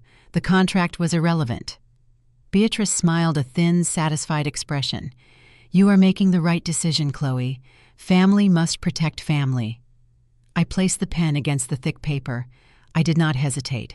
I executed my signature with a swift, fluid motion, the ink dark and definitive against the stark white page. Julian exhaled a long, audible breath of relief. He reached out to take the document, his hand eager to secure his salvation. I did not slide the document toward him. Instead, I picked up the signed contract, folded it neatly in half, and slid it into the leather tote bag hanging from my shoulder. Julian frowned, his hand hovering over the empty desk. "What are you doing? Leave the document here. My attorneys need to file it with the court." I zipped the tote bag closed. "I cannot leave it here, Julian," I replied, my voice shifting from compliant submission to a sharp, crystalline authority. "This document is no longer a post-nuptial agreement. It is evidence." Julian's frown deepened into confusion. "Evidence of what?" I raised my left arm. I pulled back the sleeve of my coat, exposing the sleek black smartwatch strapped to my wrist. The digital face was active. A small, bright red indicator light pulsed steadily in the corner of the screen. "It is evidence of extortion," I stated, my eyes locking onto his. The blood drained from Julian's face. He stared at the pulsing red light. "You demanded I sign a legal contract surrendering financial assets under the explicit threat of fabricating false allegations to my employer to destroy my career." I explained, articulating the legal definition of the crime with meticulous clarity. "That is coercion. That is blackmail. And this device has recorded every single word spoken in this room over the past 10 minutes. Beatrice stood up from her chair, her teacup rattling against the saucer. "Chloe, turn that off immediately. You are violating our privacy. You cannot record us without consent. Washington is a two-party consent state." Beatrice, if I corrected her, not breaking my gaze from Julian. "However, Illinois is a one-party consent state. As long as one party involved in the conversation is aware of the recording, it is entirely legal and fully admissible in a court of law. I consent to this recording." Julian stumbled backward, his legs hitting the edge of his leather chair. He looked like a man who had just realized the floor beneath him was constructed of thin ice. You would not use that." Julian stammered, the aggressive facade crumbling into genuine panic. "We are married. You would not send your husband to jail." I lowered my arm, the red light continuing its steady rhythmic pulse. "You attempted to steal $20 million using forged documents this morning, Julian." I said the words landing like physical blows. "You threatened to destroy my life this afternoon to cover your tracks. We ceased being married the moment you decided I was collateral damage." I turned toward the heavy mahogany doors. "The audio file will be transmitted to the Federal Bureau of Investigation Cybercrimes Division at 9 o'clock tomorrow morning," I announced, pausing with my hand on the brass handle. "I suggest you use the remaining time to retain a very capable defense attorney. You are going to need one." I opened the door and walked out of the study, leaving Julian and Beatrice trapped in the suffocating silence of their impending ruin. The first chain of the Davenport empire had snapped. The structural collapse was imminent. The recording of the extortion attempt secured my defensive perimeter. Julian was effectively paralyzed, terrified that any aggressive maneuver would precipitate the release of the audio file to federal authorities. However, paralysis was not my objective. I required a total public capitulation. I did not submit the recording to the FBI the following morning. The threat of the file was currently more valuable than its execution. It acted as an invisible tether, keeping Julian compliant, while the remaining mechanisms of the trap finalized their sequence. That evening, the Davenport estate hosted the annual Winter Gala. It was an event of staggering opulence, a tradition established decades ago to cement the family's status within the Chicago philanthropic elite. Hundreds of invitations were dispatched to regional politicians, hospital administrators, and the executives of rival logistics firms. Despite the looming threat of federal indictment and the total collapse of the corporate treasury, Beatrice Davenport refused to cancel the event. Canceling would imply weakness. It would invite speculation. Instead, she doubled the catering budget, hired a 50-piece symphony orchestra, and mandated white tie attire. She viewed the gala not as a social gathering, but as a preemptive victory lap. She genuinely believed her orchestrated interview with Capital Horizon would run the following week, validating Julian as a visionary leader and erasing my involvement entirely. She operated on a foundation of aggressive delusion. I attended the gala. My absence would have fueled the precise rumors Julian threatened to ignite. I arrived independently, bypassing the grand entrance where Julian and Beatrice stood receiving guests. I wore a stark, unadorned black gown, an architectural silhouette that contrasted sharply with the sea of sequins and pastel silks filling the ballroom. I did not proceed to the central seating area reserved for the Davenport family. I had reviewed the seating chart earlier that afternoon, accessed through the event planner's digital portal. Beatrice, petty and vindictive to the end, had engineered a public humiliation. I located my assigned seat at table 42. It was the furthest table in the room, positioned directly adjacent to the swinging doors of the catering kitchen. The table was not populated by guests. It was occupied by the event coordinators, the lighting technicians, and the shift managers of the catering staff. Beatrice had publicly relegated the wife of the chief executive officer to the service tier. It was calculated to the elite attendees that my status within the family had been permanently revoked. I took my seat. The lighting technician to my left offered a sympathetic, uncomfortable smile. I nodded in return, entirely unbothered by the placement. Beatrice believed the seating arrangement was an exile. She did not comprehend that from the periphery of the room, one possesses the optimal vantage point to observe the entire battlefield. The evening progressed according to Beatrice's rigid schedule. The symphony played, champagne flowed. Julian circulated among the tables, shaking hands, projecting an aura of robust financial health. He avoided table 42 with frantic dedication. At 9 o'clock, a murmur rippled through the crowd near the main entrance. The heavy mahogany doors parted, and Richard Sterling, the senior editor of Capital Horizon, entered the ballroom. He was accompanied by a small entourage, including a photographer and an associate editor. Their arrival was unexpected. Journalists typically do not attend social galas unless they are covering the event or delivering significant news. Beatrice spotted Sterling immediately. Her posture stiffened with triumph. She believed Sterling had arrived to personally deliver an advance copy of the upcoming issue, a gesture of respect acknowledging the prestige of the Davenport profile. She signaled frantically to Julian, abandoning a conversation with a state senator to intercept the editor. Julian, desperate for any public validation to counter the terror consuming him privately, hurried toward the entrance. He signaled to the event photographer, ensuring the impending interaction would be captured for the society pages. "Mr. Sterling, what a delightful surprise." Beatrice beamed, extending both hands in a welcoming gesture, intentionally blocking his path into the room. "We are honored you could join our celebration." Julian was just telling the senator about his vision for the upcoming quarter. Julian extended his hand, his smile wide and eager. "Richard, good to see you. Have you brought us a preview of the feature? We are all very eager to see the final layout." Sterling did not take Julian's hand. He did not return Beatrice's smile. He stopped looking at the two Davenports with an expression of cold professional detachment. "Mrs. Davenport. Julian." Sterling acknowledged them with a curt nod. "I am not here to attend the gala.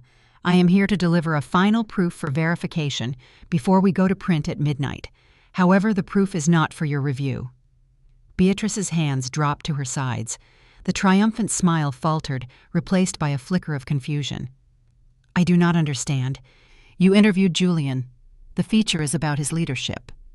Sterling adjusted his glasses, his gaze sweeping the crowded ballroom. "The feature is about the acquisition of Davenport Logistics, Mrs. Davenport. It is about the restructuring of the debt and the activation of the convertible note. We do not require commentary from the former executive team." He stepped around them, dismissing their presence entirely. Julian stood frozen, his hand still extended in midair. Beatrice stared after the editor, the color draining rapidly from her face. The surrounding guests, sensing the sudden shift in the atmosphere, quieted their conversations, watching the scene unfold. Sterling navigated the labyrinth of tables, ignoring the curious stares of the Chicago elite. He bypassed the center tier, walking past the politicians and the hospital administrators. He walked the entire length of the ballroom, his destination clear. He stopped in front of table 42, directly adjacent to the swinging kitchen doors. The lighting technician beside me inhaled sharply. Sterling looked down at me. He did not offer a patronizing smile. He offered the professional respect reserved for apex operators. He reached into his leather briefcase and withdrew a sleek silver tablet. "Ms. Sinclair," Sterling said, his voice carrying clearly over the muted symphony music. "The digital proofs for tomorrow's edition are finalized. We have corroborated the timeline of the shadow loan, verified the authenticity of the conversion covenants, and reviewed the security footage you provided regarding the initial negotiation." He placed the tablet on the table in front of me. The screen illuminated. It was the cover of the upcoming issue of Capital Horizon. The layout was stark, minimalist, and devastating. It did not feature a portrait of Julian Davenport. It featured a high-contrast black-and-white photograph of me taken during a previous financial summit. The headline, printed in bold, uncompromising typography, dominated the page. "The Architect of the Fall: How Chloe Sinclair Engineered the Hostile Takeover of the Davenport Empire." Sterling tapped the screen. The article details the precise mechanism of the convertible note, the imminent default triggers, and your assumption of 80% controlling equity. It is a masterful piece of corporate strategy. The editorial board was unanimous in their assessment. He extended his hand. I stood up from the folding chair, ignoring the astonished stares of the catering staff surrounding me. I took his hand, the handshake firm and definitive. "Thank you, Mr. Sterling," I replied, my voice calm, projecting across the silent ballroom. "The reporting appears accurate. You have my authorization to proceed with publication." Sterling nodded once. He retrieved the tablet turned on his heel and walked back up the center aisle of the ballroom, his entourage trailing behind him. He did not look at Beatrice or Julian as he exited the grand doors.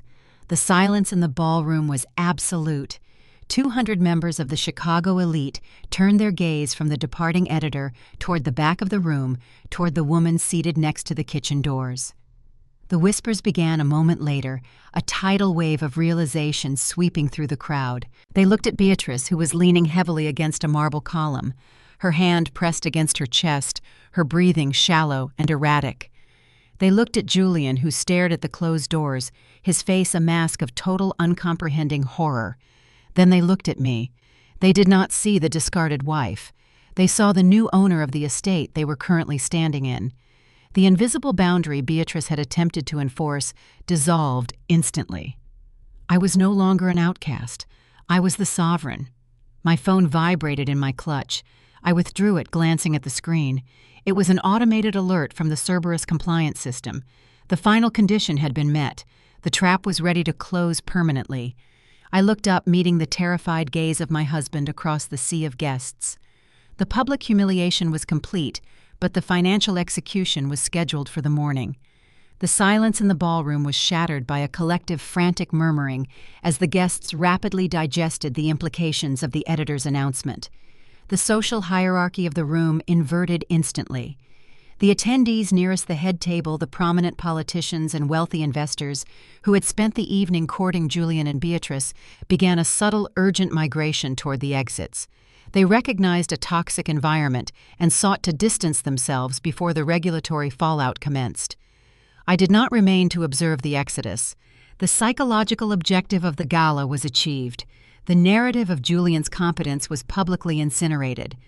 I exited through the service corridor, bypassing the chaotic main lobby, and summoned my driver. The final phase of the acquisition required monitoring from a secure location. I arrived at my office at Cerberus Capital shortly before midnight. The building was quiet, inhabited only by the overnight security detail and the automated trading servers humming in the climate-controlled server rooms. I booted up my primary workstation and accessed the encrypted surveillance protocols monitoring the Davenport Logistics internal networks. Julian, humiliated and cornered, had fled the gala immediately following the editor's departure. I tracked his movements through the GPS signal on his corporate vehicle. He did not return to the estate. He drove erratically through the city, eventually arriving at the Davenport Logistics headquarters in the industrial district. I watched his access badge register at the secure executive entrance at 1:14 in the morning. He was moving with the desperate, uncoordinated energy of a man attempting to outrun a collapsing building. He accessed his corner office and logged into his desktop terminal. The keystroke logging software Vanguard Intelligence had silently installed weeks prior began transmitting his actions in real time to my monitor. Julian was searching for a mirage. He believed that if he could somehow manufacture a sudden influx of liquidity before the magazine hit the newsstands the following morning, he could spin the article as a malicious fabrication. He needed to prove operational solvency to invalidate the claim of a hostile takeover. He needed cash, and he needed it instantly. But the commercial credit lines were severed. The shadow loan was entirely controlled by me. He possessed no legitimate avenues for capital generation. He turned to the illegitimate avenues. The keystrokes on my screen indicated Julian navigating deep into the legacy financial architecture of the company, bypassing the primary operating accounts and accessing a heavily restricted directory. He was opening the employee pension fund ledger. The Davenport Pension Fund was a remnant of the company's prosperous era, a sizable pool of capital legally ring-fenced to ensure the retirement security of hundreds of long-term employees. It was strictly governed by the Employee Retirement Income Security Act. Accessing those funds for corporate operating expenses was a severe federal crime classified as embezzlement and wire fraud. Julian, blinded by panic and operating under the delusion of executive privilege, initiated a transfer protocol. I watched the data stream across my monitor. I was attempting to wire $5 million from the pension reserve directly into a newly created offshore shell account registered in the Cayman Islands. His intention was transparent. He planned to route the stolen pension money through the offshore entity and wire it back into the primary Davenport operating account, disguised as an external last-minute investment from an anonymous syndicate. He was attempting to launder his own employees' retirement funds to create a fraudulent revenue spike. He executed the transfer command. He believed the transaction was immediate. He was unaware of the internal fail-safes established by the previous chief financial officer's safeguards I had covertly reinforced before my departure. Any transfer exceeding $1 million from a restricted account required a secondary independent authorization. The transfer did not process. Instead, it triggered a silent high-priority alert across the executive financial network. The alert did not route to my terminal. It routed to the Legal Compliance Division of Davenport Logistics, a division currently headed by Marcus Wright. Across the city in his private study, Marcus was awake, monitoring the corporate network activity. He had anticipated Julian's desperation. He knew a cornered man would inevitably reach for the most accessible, albeit illegal, lifeline. Marcus watched the alert materialize on his screen. The notification detailed the attempted $5 million extraction from the pension fund, clearly bearing Julian's unique executive digital signature and time-stamped from his office terminal. It was the definitive, undeniable proof of a federal felony. Marcus did not pick up the phone to warn his brother-in-law. He did not draft a frantic email advising Julian to cancel the transaction. He had endured years of Julian's arrogant incompetence and Beatrice's veiled bigotry. He had watched them steer the company toward the precipice while demanding his legal expertise shield them from the consequences. He was done shielding them. He was ready to watch them fall. Marcus executed a rapid series of commands on his laptop. He isolated the alert data, the transfer logs, and the digital fingerprint proving Julian's authorization. He packaged the entire sequence into a single heavily encrypted dossier. He did not send the dossier to Julian. He did not send it to Beatrice. Marcus opened a secure, anonymous communication channel, utilizing the Tor network, routing his connection through multiple international servers to ensure absolute anonymity. He accessed the online Whistleblower portal maintained by the Securities and Exchange Commission. He uploaded the encrypted dossier. In the description field, he typed a brief clinical summary detailing an ongoing attempt by the Chief Executive Officer of Davenport Logistics to embezzle $5 million from a protected employee pension fund to artificially inflate corporate revenue prior to a public offering. Marcus reviewed the submission. He possessed the evidence to secure his exit from the toxic Davenport ecosystem and guarantee his promised partnership at Cerberus Capital. He had delivered the final fatal blow to Julian's remaining defense. He moved his cursor over the submit button. A small, cold smile touched his lips, a silent acknowledgement of the impending destruction. Marcus clicked send. The data packet vanished into the federal regulatory network, an unstoppable missile accelerating toward the heart of the Davenport empire. The regulatory machinery was now active, and the collision was inevitable. Julian had sought salvation in the pension fund, but he had only succeeded in providing the federal government with the evidence required to dismantle his life. The endgame had officially begun. The digital transmission to the Securities and Exchange Commission initiated a silent, invisible countdown within the federal bureaucracy. However, I did not require the sluggish machinery of government intervention to execute the final maneuver. Julian's reckless attempt to breach the pension fund, though halted by internal protocols, provided the exact legal leverage I needed to conclude the acquisition immediately. My primary monitor at Cerberus Capital flashed a persistent, vibrant crimson. The automated compliance algorithms tasked with continuously auditing the Davenport internal networks had flagged Julian's unauthorized access attempt. The system had intercepted the data packet detailing the failed $5 million transfer from the restricted employee retirement accounts to the offshore shell entity.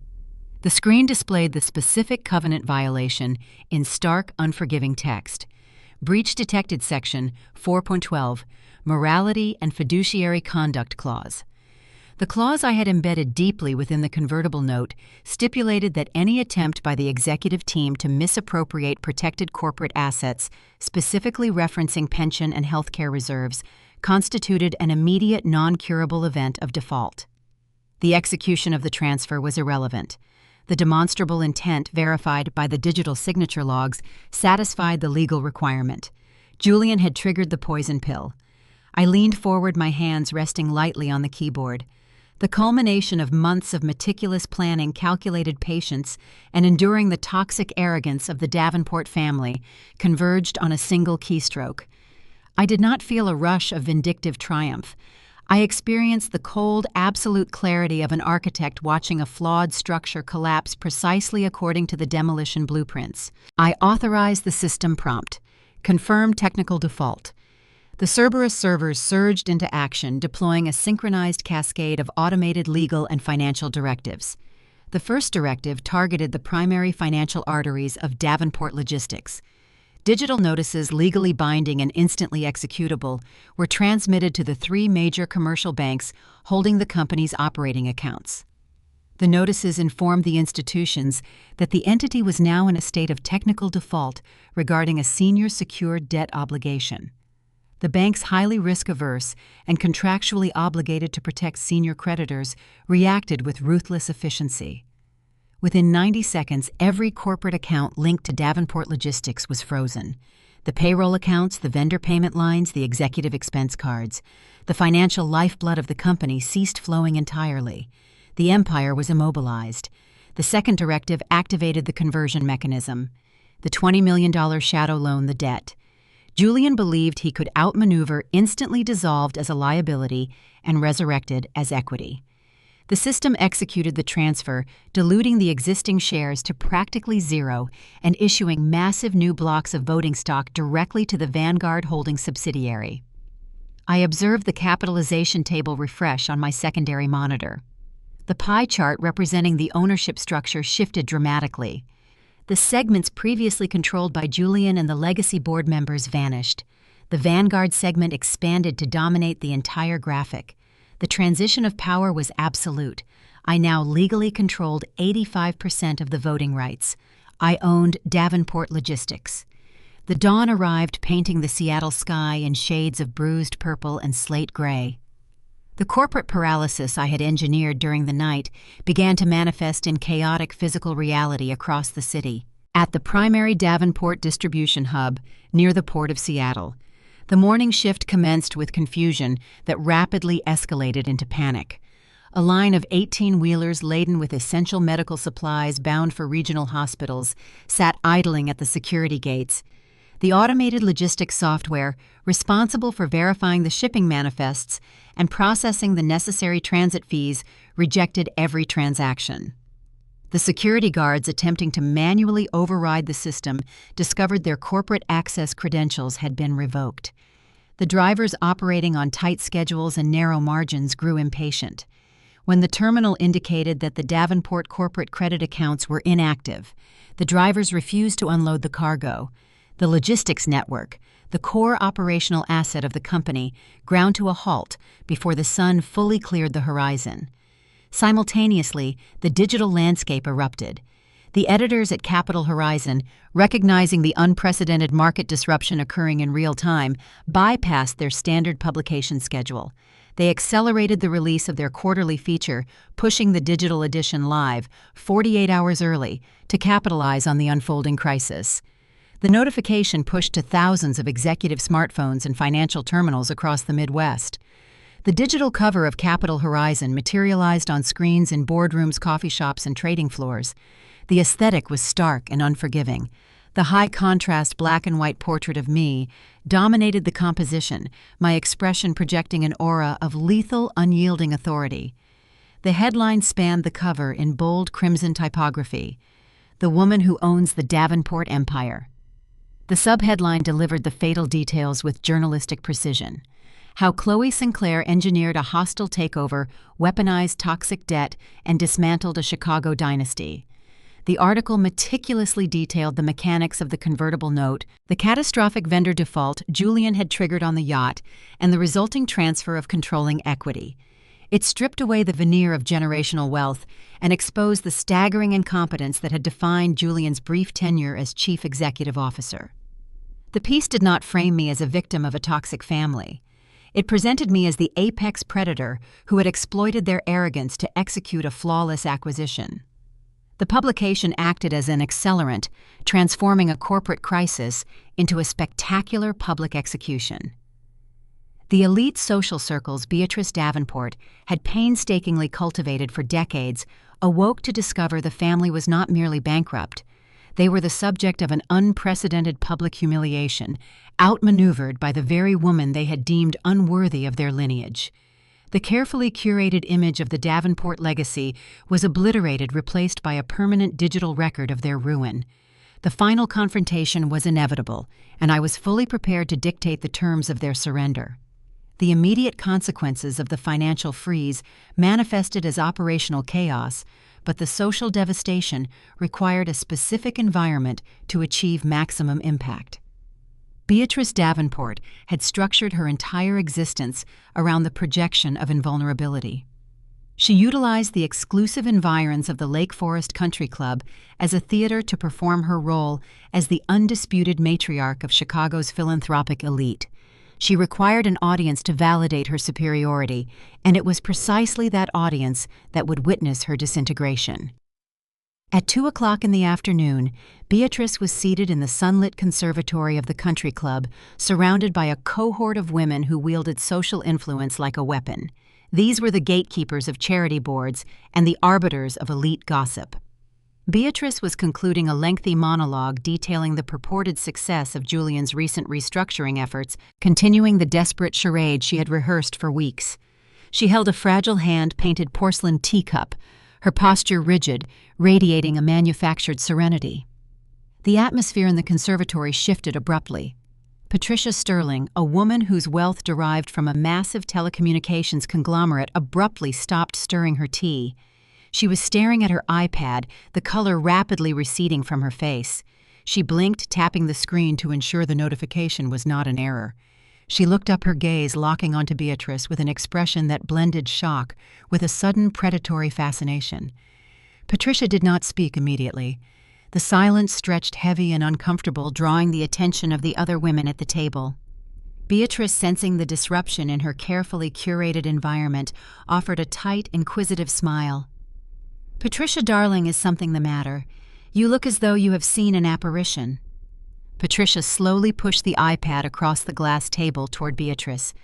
"I believe," Patricia said, her voice dropping to a theatrical whisper designed to ensure everyone leaned in to listen, "you need to read the accelerated release from Capital Horizon."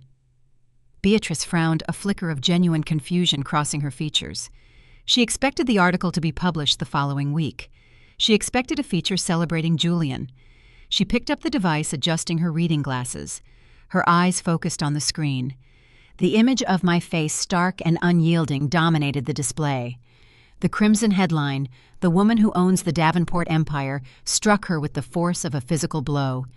Beatrice's breath hitched audibly. Her eyes darted across the subheadings, absorbing the catastrophic reality. The article did not merely announce the acquisition. It performed a surgical dissection of the Davenport illusion. The journalist detailed the reckless expenditure of corporate funds on Vanessa's vanity marketing campaigns, describing them as symptoms of severe fiscal indiscipline. The piece outlined Julian's catastrophic negotiation failures and his subsequent desperate reliance on shadow capital. Most devastatingly, the article explicitly praised my strategic execution, framing me as a brilliant risk manager who had outmaneuvered an arrogant, incompetent dynasty. The carefully constructed narrative of the 100-year-old family legacy was incinerated. The article exposed them not as titans of industry, but as reckless amateurs who had squandered their inheritance and surrendered their empire to the woman they had treated as a disposable accessory. The porcelain teacup slipped from Beatrice's trembling fingers. It struck the marble floor, shattering into dozens of sharp, jagged pieces. The dark tea splattered across the polished stone and onto the hem of her designer skirt. The sharp noise of the breaking porcelain echoed in the quiet conservatory, drawing the attention of nearby tables. Beatrice stared at the shattered cup, her chest heaving. The reality of the exposure, the absolute public humiliation, overwhelmed her physiological responses. She reached a shaking hand toward her chest, gripping the fabric of her blouse. A sharp, localized pain radiated through her sternum. Her breathing became shallow, rapid, desperate gasps for air that refused to fill her lungs. She attempted to speak, to offer a denial, to salvage some fragment of her dignity, but only a strained, high-pitched wheeze escaped her throat. Her knees buckled. She collapsed onto the marble floor, landing amidst the broken porcelain and spilled tea, her hands clutching her chest. The response of her social circle was immediate and defining. In a genuine crisis, friends provide assistance. In the ruthless ecosystem of the elite, proximity to a scandal is viewed as a contagion. The women seated at the table did not rush to her aid. They did not kneel beside her or attempt to administer assistance. They reacted with synchronized, horrified recoil. Patricia stood up abruptly, pushing her chair back the legs, scraping loudly against the marble. The other women mirrored the action, physically distancing themselves from the gasping matriarch on the floor. Their expressions were not filled with concern. They were masks of self-preservation. They had read the article. They understood the implications of the shadow capital and the sudden corporate seizure. They recognized the scent of impending legal investigations and federal scrutiny. They knew that associating with Beatrice Davenport was no longer a symbol of status. It was a severe liability. Beatrice lay on the cold marble, struggling to draw a full breath, her vision blurring at the edges. She looked up at the women she had considered her peers, the women she had spent decades attempting to impress and control. They were staring down at her, their faces devoid of empathy. They were backing away, gathering their expensive handbags, murmuring frantic excuses to one another as they abandoned the table. She was experiencing a severe panic attack brought on by the sudden catastrophic destruction of her reality. But the physical distress was secondary to the profound, shattering realization that her entire social foundation was a mirage. When the illusion of power evaporated, she was left entirely alone on the floor. The country club staff, alerted by the commotion, rushed forward to provide medical assistance. The manager hastily called for an ambulance. But the damage inflicted by the article was irreversible. The matriarch had fallen, and the audience she had spent her life cultivating had watched her collapse without offering a single hand to help her stand. The social execution was finalized. Now I needed to enforce the corporate surrender. The acceleration of the Capital Horizon article forced Julian into a state of blind, reactive panic. He was isolated, his mother incapacitated, his credit lines frozen, and his reputation actively burning across the digital landscape. He operated under the delusion that physical proximity to the corporate boardroom still conveyed actual authority. He believed that if he could assemble his remaining loyalists and issue formal executive directives, he could construct a legal barricade against the incoming tide. At 3:00 in the afternoon, Julian initiated an emergency session of the Davenport Logistics Board of Directors. The attendees were a skeletal crew of aging executives and legacy shareholders who had managed to evade the immediate fallout of the morning's news. They gathered in the primary conference room on the executive floor, a space characterized by heavy oak paneling and portraits of previous Davenport patriarchs. The atmosphere was fraught with a desperate, suffocating tension. I monitored the assembly from the lobby of the building, flanked by my legal team and the Vanguard security detail. I did not intend to allow Julian the satisfaction of completing his opening remarks. Inside the boardroom, Julian stood at the head of the long table, his appearance disheveled. His tie was askew, his hair disordered, his eyes darting frantically. He slammed his palm against the polished wood, the sound echoing sharply. "We are locking down the facility," Julian shouted, his voice cracking with strain. "Inform building security that Chloe Sinclair is denied entry. If she attempts to breach the perimeter, have her arrested for trespassing. Furthermore, I am initiating a formal resolution to terminate any remaining consulting agreements with Cerberus Capital, citing malicious corporate sabotage. We will file for an emergency federal injunction against their fraudulent equity claim by close of business." He was shouting orders into a void, attempting to command an army that had already surrendered. He did not realize that the building security detail had already received new directives from the true majority shareholder. I signaled to my team. We bypassed the receptionist and proceeded directly to the executive suite. The heavy oak doors of the boardroom were not locked. I pushed them open with a single forceful motion. The heavy wood swung wide, striking the rubber doorstops with a dull, resonant thud. Julian's frantic monologue ceased instantly. The board members turned their heads, their expressions shifting from anxiety to outright apprehension. I stepped into the room. I wore a tailored, immaculate white suit, a deliberate contrast to the dark, oppressive tones of the boardroom and the dark suits of the men occupying it. The white fabric projected an aura of surgical, unyielding authority. My heels clicked against the hardwood floor, a steady, rhythmic cadence that commanded the silence of the room. I did not enter alone. Behind me marched a phalanx of legal muscle. The senior partners of the Cerberus Corporate Restructuring Division fanned out their expressions, impassive, carrying thick leather portfolios, and bringing up the rear, walking with a calm, measured stride, was Marcus Wright. Julian stared at the procession, his jaw slackening. He expected a confrontation with his estranged wife. He anticipated a shouting match, a desperate negotiation. He did not anticipate a coordinated legal siege. His eyes scanned the Vanguard attorneys, finally locking onto the familiar face at the back of the group. Marcus. Julian gasped, confusion warring with a sudden sharp surge of betrayal. What are you doing here? You are the family counsel. You need to file the injunction against them immediately. They are trespassing. Marcus did not respond immediately. He walked past the Vanguard attorneys, his demeanor entirely devoid of the subservient patience he usually displayed toward his brother-in-law. He reached the center of the mahogany table, positioning himself directly opposite Julian. He unclasped his briefcase.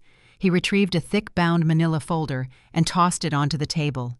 It slid across the polished surface, stopping precisely in front of Julian's hands. Marcus adjusted the cuffs of his suit jacket, his gaze locking onto the panicked chief executive officer. I am not here acting as your family counsel.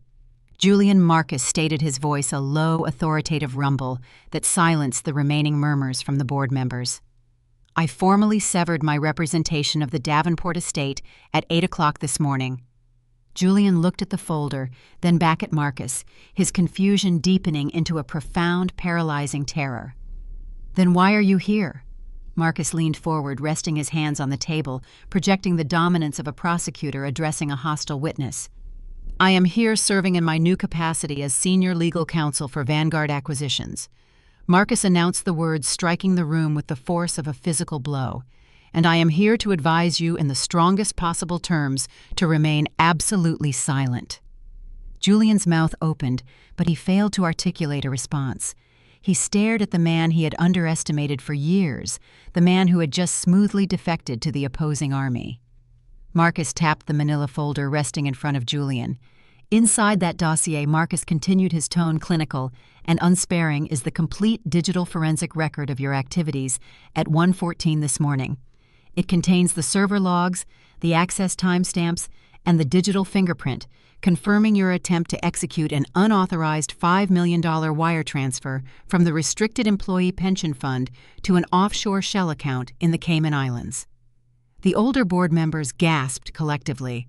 The accusation of embezzlement, specifically targeting a protected pension fund, shifted the crisis from a civil dispute regarding loan covenants into the realm of severe federal criminality. They instinctively pulled back from the table, physically distancing themselves from Julian. You cannot prove that," Julian stammered, his voice weak, the bravado entirely extinguished. "It was a theoretical transfer. It did not process." "The execution is irrelevant," Marcus countered sharply. "The intent verified by your unique executive credentials satisfies the statutory requirement for wire fraud and attempted embezzlement under federal guidelines." Marcus straightened his posture, delivering the final devastating reality check. "I am not merely presenting this evidence to the board," Marcus said, his voice dropping to a lethal whisper. "A duplicate of that dossier was transmitted to the Whistleblower portal of the Securities and Exchange Commission 6 hours ago. The federal regulators are currently reviewing the data. I strongly advise you to refrain from issuing any further executive directives, Julian. Anything you say in this room moving forward will be documented and submitted as part of the impending federal indictment." The trap had snapped shut. Julian was not just losing his company, he was facing the immediate terrifying prospect of a federal prison sentence. The boardroom siege was complete, and the transition of power required only the formal execution of the paperwork. The revelation of the Securities and Exchange Commission filing acted as a paralyzing agent within the boardroom. The older directors' men who had built careers on risk aversion and meticulous compliance sat frozen in their leather chairs. They recognized the toxic nature of the evidence Marcus had just presented. Associating with a chief executive officer actively under federal investigation for pension embezzlement was a terminal career error. They averted their eyes from Julian collectively abandoning the man they had sworn to support just moments prior. Julian stared at the manila folder on the table, the physical manifestation of his impending ruin. His breathing became erratic, shallow gasps, filling the heavy silence of the room. The aggressive defiance he had attempted to project earlier vanished, replaced by a desperate, humiliating panic. He looked away from Marcus, his eyes seeking mine. He was searching for a lifeline, attempting to appeal to a marital bond he had systematically degraded for years. Chloe Julian pleaded, his voice cracking, entirely stripped of its executive resonance. "Please, you have to stop this. You know I was just trying to save the company. I was trying to protect our future. We can work this out. Give me 30 days. I will liquidate the personal portfolio. I will sell the secondary estate in Aspen. I will repay the $20 million in full with interest. Just recall the SEC filing." He was bargaining with currency he no longer possessed, offering to sell assets that were currently frozen by the divorce injunction Maya had filed. He remained fundamentally ignorant of the mechanics of his own destruction. I did not respond to his frantic negotiations. I bypassed the empty guest chairs lining the wall and walked deliberately toward the head of the mahogany table. Julian, anticipating my approach, instinctively shrank back in his chair. I stopped directly beside him. I looked down at the man who had allowed his mother and sister to crop me out of their holiday portrait, dismissing me as an unworthy accessory. I met his desperate, pleading gaze with an expression of absolute Arctic indifference. "You cannot repay the loan, Julian," I stated, my voice echoing clearly in the silent room. "You fundamentally misunderstood the nature of the capital you secured." I gestured to the lead attorney from my Vanguard team. He stepped forward and connected a secure tablet to the boardroom's central projection system. The massive monitor mounted on the far wall flared to life. The $20 million stabilization fund was not a traditional debt facility. I continued directing the attention of the paralyzed board members to the screen. It was structured as a convertible note. The screen displayed the specific legal covenants embedded within the loan agreement, the brutal clauses Julian had signed without comprehension. I highlighted the morality and fiduciary conduct section, detailing the immediate consequences of unauthorized asset manipulation. Your attempted embezzlement of the pension fund triggered an incurable event of default. At 1:14 a.m. this morning, I explained, articulating the financial execution with lethal precision. That default activated the conversion trigger. The debt was extinguished. In exchange, the note converted directly into common voting equity. The display on the monitor shifted, revealing a real-time verified capitalization table for Davenport Logistics. The pie chart illustrated the new unassailable reality. The fragmented shares held by the legacy board members and the retail investors were compressed into marginal slivers. A massive, solid blue segment dominated the graphic. In the center of the blue segment, a stark white number pulsed with undeniable authority: 85%. The audible intake of breath from the board members was simultaneous. They comprehended the math instantly. The transition of power was not a pending negotiation. It was a finalized, legally binding fact. As of this morning, I announced, letting the sheer weight of the percentage settle over the room, Vanguard Acquisitions, under my direct authorization controls 85% of the voting rights for this corporation. The equity you hold is entirely marginalized. You possess no authority to countermand my directives. Julian stared at the monitor, his eyes tracking the massive blue segment dominating the chart. The realization that he had willingly signed away his family's empire in a blind panic finally penetrated his delusion. He slumped forward, resting his forehead against the polished mahogany table, a low, defeated moan escaping his lips. I did not offer him a moment of respite. The acquisition required a formal, decisive conclusion. I turned away from the screen, focusing my attention back on the broken man at the head of the table. I placed both hands on the back of his leather executive chair, leaning in slightly to ensure he heard every syllable. With the authority vested in me as the undisputed majority shareholder of this corporation, I declared, my voice dropping to a cold, unforgiving register. I hereby formally terminate the employment of Julian Davenport, effective immediately. You are stripped of your title as Chief Executive Officer. You are removed from the Board of Directors. You hold no further operational or strategic capacity within this building. I stepped back from his chair, signaling to the Vanguard security detail positioned by the doors. You have exactly 5 minutes to collect your personal effects from the corner office. I informed him, my tone devoid of any lingering connection. After 5 minutes, the security detail will physically escort you off the premises. If you resist, they will contact the local authorities and have you arrested for trespassing. Your access credentials have already been deactivated. Julian raised his head, his face streaked with tears, his expression a mixture of profound shock and total devastation. He looked around the room, silently begging the older board members to intervene, to offer a defense of his legacy. The men stared blankly at their notepads, refusing to meet his eyes. They recognized a new sovereign, and they were actively calculating their own survival strategies. Julian was entirely, undeniably alone. He stood up, his movements slow and uncoordinated. He did not attempt to gather the files on the table. He did not offer a final defiant statement. He turned and shuffled toward the heavy oak doors, a ruined man walking toward his own exile. The Vanguard security operatives fell into step behind him, ensuring his departure was immediate and final. The boardroom was secured, but the eradication of the parasitic elements surrounding the Davenport empire was not yet complete. Julian's exit from the boardroom was a silent, pathetic retreat. The heavy oak doors closed behind the security escort, sealing the room and formalizing the transfer of power. I took the seat at the head of the table, the chair Julian had occupied mere minutes prior.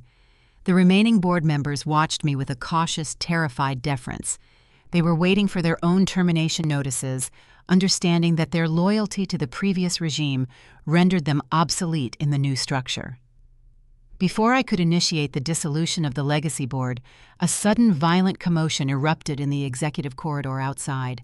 The sound of high heels striking the hardwood at a frantic pace echoed through the heavy doors, accompanied by a shrill, hysterical voice demanding access. The doors burst open. Vanessa charged into the boardroom, shoving past the surprised Vanguard attorney standing near the entrance. Her appearance was a stark departure from the meticulously curated elegance she usually projected. Her designer blouse was wrinkled, her hair disheveled, and her makeup was visibly smudged around her eyes, indicating a recent intense bout of crying. She had clearly received news of the morning's disastrous events, likely a panicked phone call from her mother following Beatrice's collapse at the country club. She stopped near the center of the room, her chest heaving as she surveyed the scene. She registered Julian's absence. She registered my position at the head of the table. "You manipulative, thieving bitch!" Vanessa screamed, her voice echoing shrilly against the oak paneling. The veneer of sophisticated society condescension was entirely obliterated by raw, unhinged entitlement. She pointed a shaking finger at me, ignoring the presence of the board members and the legal team. "You think you can just walk in here and steal our company?" Vanessa raged, her face contorted with fury. "My family built this empire. You are a glorified clerk who tricked my idiot brother. I am hiring litigators. I will drag you through the federal courts for the next 20 years. I will sue you for fraud, corporate espionage, and theft of generational assets. I will bankrupt you." I did not stand up. I did not raise my voice to meet her hysteria. I simply observed her, a spectator watching a predictable, unseemly performance. "You are entirely welcome to initiate litigation, Vanessa," I replied, my tone flat and clinical. "However, retaining competent federal litigators requires significant capital. Capital, I assure you, you no longer possess. Do not patronize me," Vanessa sneered, slamming her hands down on the mahogany table. "I am a primary beneficiary of the Davenport Family Trust. My grandfather established that fund specifically to protect our lifestyle from market volatility. It holds $8 million in diversified assets. I have the resources to destroy you in court, and I will drain that trust dry to do it." She turned away from me, seeking the familiar stoic presence she had always relied upon to manage her conflicts. Marcus Vanessa demanded, looking at her husband, who sat quietly near the center of the table. "Call your partners. Draft an emergency injunction. We need to freeze her assets immediately." Marcus did not move to retrieve his phone. He did not offer a reassuring nod. He sat perfectly still, observing his wife with an expression of profound, chilling detachment. The facade of the tolerant, supportive husband had vanished entirely. Marcus slowly unclasped his leather briefcase. He reached inside and withdrew a single crisp sheet of A4 paper. He slid the document across the polished wood. It came to rest precisely in front of Vanessa's hands. "I strongly advise against initiating any litigation," Vanessa Marcus stated, his voice a low, steady rumble that commanded immediate attention. "Federal courts require plaintiffs to demonstrate actual financial damages. You cannot claim damages on assets that no longer exist." Vanessa frowned, her anger momentarily derailed by confusion. She looked down at the document Marcus had provided. It was a certified financial statement for the Davenport Family Trust, the untouchable reserve she believed guaranteed her lifelong financial immunity. "Read the current balance," Marcus instructed, his tone devoid of any empathy. Vanessa picked up the paper, her eyes scanning the columns of data. She located the final summary line at the bottom of the page. Her breath caught in her throat. The color drained from her face with alarming speed. The current available balance displayed on the statement was $0.00 USD. "What is this?" Vanessa whispered, the paper trembling in her hands. "This is a mistake. The trust was secured. It was untouchable. It was untouchable until your brother required a secondary guarantee to secure a $20 million shadow loan," Marcus explained, outlining the mechanics of her ruin with surgical precision. Julian utilized his authority as the primary executor of the estate to quietly pledge the entire balance of the family trust as collateral. When he defaulted on the vendor agreements yesterday evening, the lenders executed the guarantee. They seized the entire $8 million overnight. Marcus leaned back in his chair, delivering the final, devastating reality check. "Your brother did not just bankrupt the company, Vanessa. He liquidated your inheritance to cover his incompetence. You possess no trust fund. You possess no corporate equity. You are financially destitute." The revelation struck Vanessa with the force of a physical impact. The arrogant entitlement that had defined her entire existence evaporated, replaced by a sudden, crushing despair. The realization that she was no longer a wealthy heiress, that the safety net she had abused for decades was gone, shattered her completely. She dropped the paper onto the table. Her knees buckled and she collapsed into the nearest guest chair, burying her face in her hands. She began to sob loud, racking cries of genuine, unadulterated grief for the loss of her unearned privilege. The boardroom remained silent, save for the sound of her weeping. The older executives looked away, uncomfortable with the visceral display of a ruined dynasty. Marcus watched his wife cry for several long moments. He displayed no inclination to offer comfort. He had endured her vanity and her family's prejudice for years, serving as their highly compensated legal shield. The contract was now terminated. He reached back into his briefcase. He retrieved a sleek white envelope and placed it gently on the table, pushing it slightly toward the sobbing woman. "While we are reviewing administrative updates," Marcus added, his voice slicing through her tears with cold efficiency, "I have prepared the preliminary filings for our dissolution of marriage." Vanessa's head snapped up, her tear-streaked face reflecting a fresh wave of shock. "You are leaving me. Now. I am exiting a toxic liability." Marcus corrected her, standing up from his chair and buttoning his suit jacket. "And as a point of immediate logistical concern, I altered the security protocols on our joint marital credit cards at 6 o'clock this morning. Your access has been revoked." He picked up his briefcase, turning away from her without a final glance. "I wish you the best of luck figuring out how to finance your manicure appointments moving forward," Vanessa Marcus said over his shoulder as he walked toward the door. He exited the boardroom, his departure as silent and final as Julian's. The Vanguard legal team remained impassive observers to the dismantling of the Davenport family. Vanessa remained slumped in the chair, staring at the white envelope, the reality of her total absolute ruin finally settling in. The boardroom was secured, the parasitic elements were excised, and only the final, ultimate humiliation of the former chief executive officer remained to conclude the acquisition. The systematic dismantling of the Davenport hierarchy was nearly complete. Vanessa had retreated from the boardroom in a state of catatonic shock, grasping the reality of her newfound insolvency. The 5 legacy board members had signed their non-disclosure agreements and departed eager to escape the immediate blast radius of Julian's impending federal indictment. I remained at the head of the mahogany table reviewing the integration schedules prepared by the Vanguard transition team when the final desperate remnants of the old regime arrived to beg for clemency. The heavy glass doors of the boardroom swung open. Beatrice Davenport stood in the threshold flanked by 2 Vanguard security operatives who had clearly escorted her from the lobby under strict supervision. She bore no resemblance to the formidable matriarch who had dismissed me as a mere accessory at the winter gala.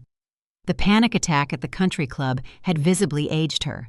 Her posture was stooped, her expensive designer suit rumpled her makeup, hastily reapplied over a pallid, exhausted complexion.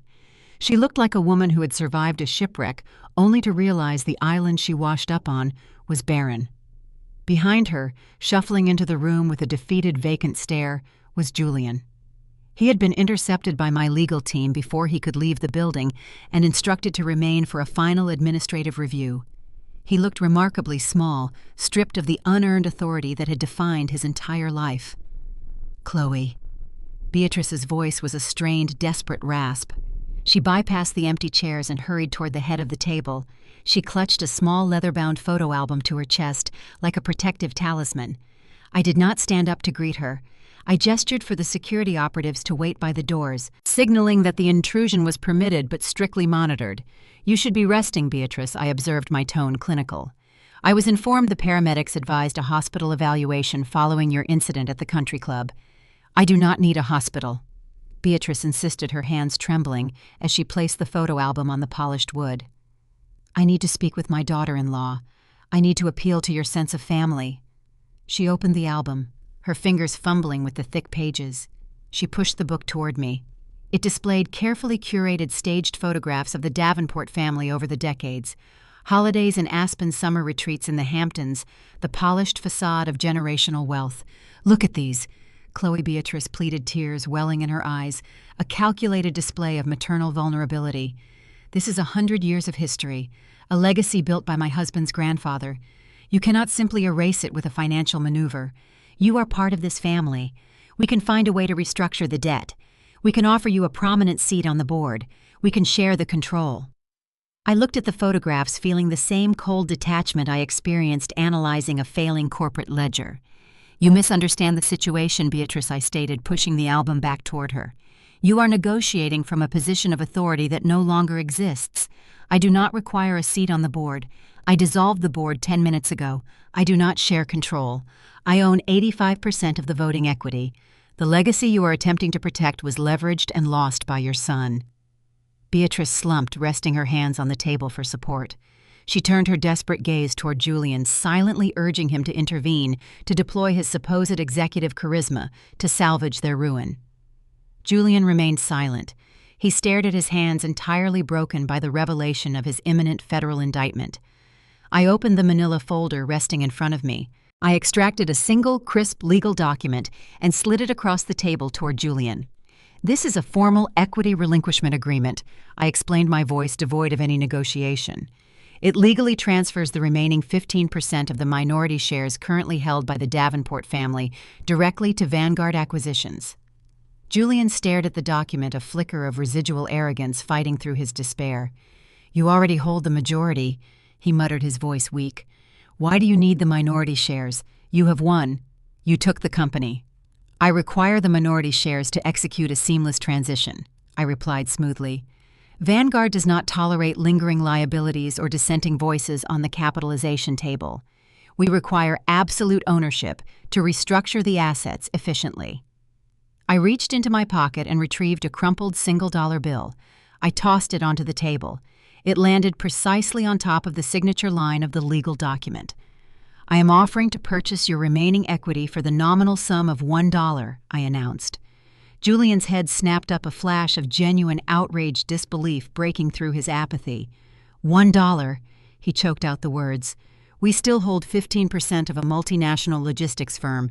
You are offering me a single dollar for a block of shares that was worth tens of millions yesterday. You are out of your mind. I will never sign that. I will hold the shares. I will force you to buy me out at market value. I leaned forward, resting my forearms on the mahogany table. You fail to grasp your current leverage, Julian. I stated, my eyes locking onto his panicked gaze. The market value of your equity is currently zero. The company is technically insolvent, burdened by the toxic shadow debt you secured. I picked up a second folder significantly thinner than the first and dropped it onto the table with a sharp, definitive smack. However, the financial value of the shares is irrelevant, I continued. I am not offering you $1 for your equity. I am offering you $1 for your freedom. I tapped the thin folder. Inside this file is the complete encrypted dossier detailing your attempt to embezzle $5 million from the Protected Employee Pension Fund at 1:14 this morning. It includes the server logs, the digital signatures, and the offshore routing protocols. Julian recoiled, his face draining of color, confirming his worst fears. My lead attorney, Marcus Wright, prepared this dossier before he resigned his position as your family counsel, I explained, driving the final nail into his coffin. I have authorized my security team to transmit this file directly to the federal prosecutor managing the regional office of the Federal Bureau of Investigation. I looked at the digital clock projected on the boardroom wall monitor. If you sign that transfer agreement surrendering your remaining equity for $1, I will classify your unauthorized access as a halted internal security breach. Vanguard will absorb the liability, restructure the pension fund, and I will not forward the evidence of your attempted embezzlement to the federal authorities.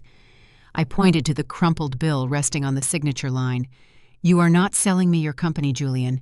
You are buying your way out of a federal penitentiary. Sign the document. Julian stared at the dollar bill, his breathing ragged. The illusion of his executive prowess, the arrogance that had fueled his entire life, was entirely extinguished.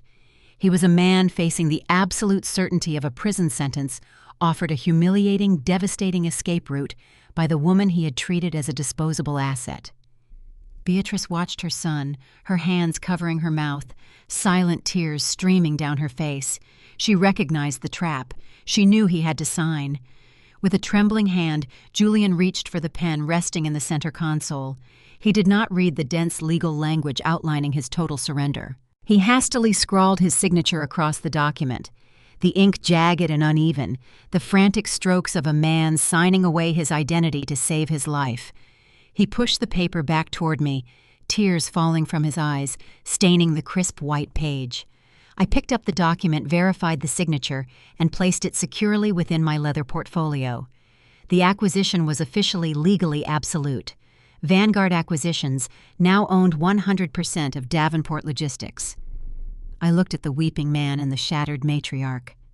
I reached across the table and picked up the crumpled $1 bill. I smoothed it out carefully, folding it in half, and slipped it back into my pocket. Julian looked up, a confusion warring with his despair.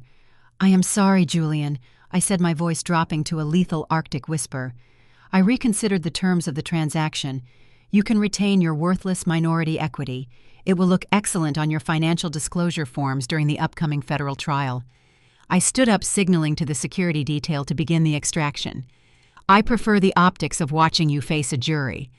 I turned and walked out of the boardroom, leaving Julian screaming my name, begging for the deal I had just rescinded. The heavy oak doors closed behind me with a solid, definitive thud, severing my connection to the Davenport family permanently. The empire was secured, and the architects of my misery were left to burn in the fire they had ignited. 30 days is a remarkably brief period to dismantle a century of inherited privilege, provided the architect employs the correct demolition charges. I executed the restructuring of Davenport Logistics with a relentless, unsentimental efficiency. The mahogany boardroom table stained with Julian's desperate tears was removed and sold at auction. The 5 legacy board members received their termination notices via certified courier on a Tuesday morning, avoiding federal subpoenas regarding their fiduciary oversight failures by silently signing ironclad non-disclosure agreements. They vanished into their affluent retirements, eager to escape the immediate blast radius of the ongoing federal investigation. I filed the Articles of Amendment with the Secretary of State the following week, officially dissolving the Davenport Logistics name. The entity was reborn as Cerberus Supply Chain Solutions. The bloated marketing contracts Vanessa had championed were shredded. The supply chains were restructured under the rigorous risk protocols I had designed years ago while operating in the shadows. The stock, now stabilized and backed by actual verifiable capital instead of fraudulent projections, began a slow, steady climb. The financial hemorrhage was contained. The company was finally functioning as a rational enterprise. I stood in the renovated executive suite reviewing the quarterly revenue projections when the glass doors parted. Marcus walked into the office. The heavy defensive posture he carried during his marriage had entirely evaporated. He wore a tailored charcoal suit, radiating the lethal confidence of a man who had successfully navigated a high-stakes extraction. His divorce decree was finalized 48 hours prior. Utilizing the forensic accounting data Vanguard provided, he had systematically stripped Vanessa of her remaining hidden assets, leaving her with a mountain of legal debt and a permanently tarnished reputation in the Chicago social scene. I poured 2 glasses of sparkling water from the console, sliding one across the desk toward him. "Welcome to Cerberus Supply," I said, taking my seat. Marcus picked up the glass. He surveyed the corner office, his gaze lingering on the sweeping view of the Chicago skyline and the bustling harbor below. "The title of managing partner suits you," I added, watching him observe the domain we had conquered. He offered a sharp, genuine smile. "It is certainly a substantial upgrade from playing defense for a sinking ship." He placed a thick leather binder on my desk. "I have finalized the severance of all remaining vendor liabilities. We are officially insulated from any residual fallout stemming from Julian's unauthorized credit agreements. We reviewed the operational transition for the next hour. Marcus possessed an unparalleled intellect for regulatory compliance and risk mitigation. With him commanding the legal and restructuring division, the company was fortified against any lingering liabilities from the Davenport era. We operated with a synchronized clinical efficiency. We were 2 individuals who had been chronically underestimated by the same family, now occupying the executive thrones. Those individuals had forfeited through their own arrogance. The legal machinery targeting the Davenports operated with equal efficiency. Julian's attempt to embezzle $5 million from the Employee Pension Fund, meticulously documented and submitted to the Securities and Exchange Commission by Marcus, triggered an immediate, devastating federal response. Federal agents executed a search warrant on the Davenport estate 2 days after the Boardroom siege. Julian was arrested in his bathrobe. Perp walked across his manicured lawn in front of local news crews. He was currently under strict house arrest, wearing an ankle monitor, confined to a small rented condominium, while awaiting trial on multiple counts of securities fraud, wire fraud, and attempted embezzlement. His high-priced defense attorneys, demanding exorbitant retainers he could no longer afford, abandoned him, leaving him reliant on an overworked public defender. Beatrice Davenport faced a different but equally ruinous reality. The secondary guarantees Julian had triggered to secure the shadow loan allowed the banks to aggressively foreclose on the primary estate and all associated luxury assets. She was evicted from the Lake Forest mansion within 3 weeks. Deprived of her social standing and her financial security, she was forced to liquidate her remaining designer jewelry and vintage handbags to secure a lease on a cramped, poorly lit apartment on the outskirts of the city, far removed from the elite circles she had once dominated. December arrived, blanketing Chicago in a harsh, unforgiving winter. The holiday season previously, a stage for Beatrice to showcase her manufactured dynastic superiority, now served only as a bitter reminder of her total collapse. On a Tuesday morning, exactly 1 week before Christmas, Beatrice shuffled down the narrow, dimly lit hallway of her apartment building. She wore a faded cashmere sweater, her posture stooped the vibrant arrogance of the matriarch, replaced by a hollow, defeated exhaustion. She reached her assigned mailbox, a dented metal receptacle that required significant effort to pry open. She retrieved a meager stack of mail, mostly past-due utility bills and aggressive collection notices. However, nestled between the final demands, she found a stark, heavy envelope. It was crafted from premium cream-colored cardstock, featuring an elegant gold-embossed seal. It was a Christmas card. Beatrice stared at the envelope, a flicker of bewildered hope piercing her despair. She assumed a former acquaintance, someone from the country club or a charity board, had finally remembered her, offering a lifeline of social validation. She tore open the thick paper flap with trembling fingers and extracted the card. The front of the card was unadorned, featuring only a simple, elegant seasonal greeting. She opened the fold. Inside, printed on high-gloss photographic paper, was an image that caused her breath to catch in her throat. It was a corporate portrait, professionally staged and immaculately lit. I sat in the center of the frame, occupying the massive leather executive chair that had once belonged to Julian in the primary corner office. I wore a tailored crimson power suit, my posture projecting absolute, unyielding authority. Flanking me, standing with expressions of lethal corporate competence, were the senior partners of Cerberus Capital. And standing directly to my right, holding a leather portfolio and projecting the quiet dominance of a seasoned executive, was Marcus Wright. Beatrice stared at the photograph, her hands shaking violently. The visual representation of her family's total displacement was undeniable. The woman she had cropped out of her own holiday portrait, the daughter-in-law she had dismissed as a commoner, now ruled the empire, supported by the very man who had engineered their legal destruction. Her eyes dropped below the photograph to the printed text. The message was not a standard holiday greeting. It was executed in sharp, minimalist typography, slicing through her remaining dignity with surgical precision. Merry Christmas from the true architect of the family legacy. Beatrice read the words, the reality of her irrelevance crushing her. But the final devastating blow was located at the bottom of the card, an addendum printed in slightly smaller text. P.S. I handled the cropping myself this year. The thick cardstock slipped from Beatrice's trembling fingers, fluttering to the stained linoleum floor of the hallway. She stood alone in the dim light, surrounded by the remnants of her shattered illusions, the magnitude of her defeat, finally, permanently realized. Across the city, high above the frozen streets, I stood in the expansive living area of my newly acquired penthouse. A fire crackled in the modern slate fireplace, casting warm, dancing shadows across the minimalist furnishings. The city lights of Chicago glittered below a sprawling, complex network of power and capital that I now navigated from the apex. I poured a generous measure of aged bourbon into a crystal tumbler. I did not require an audience to validate my victory.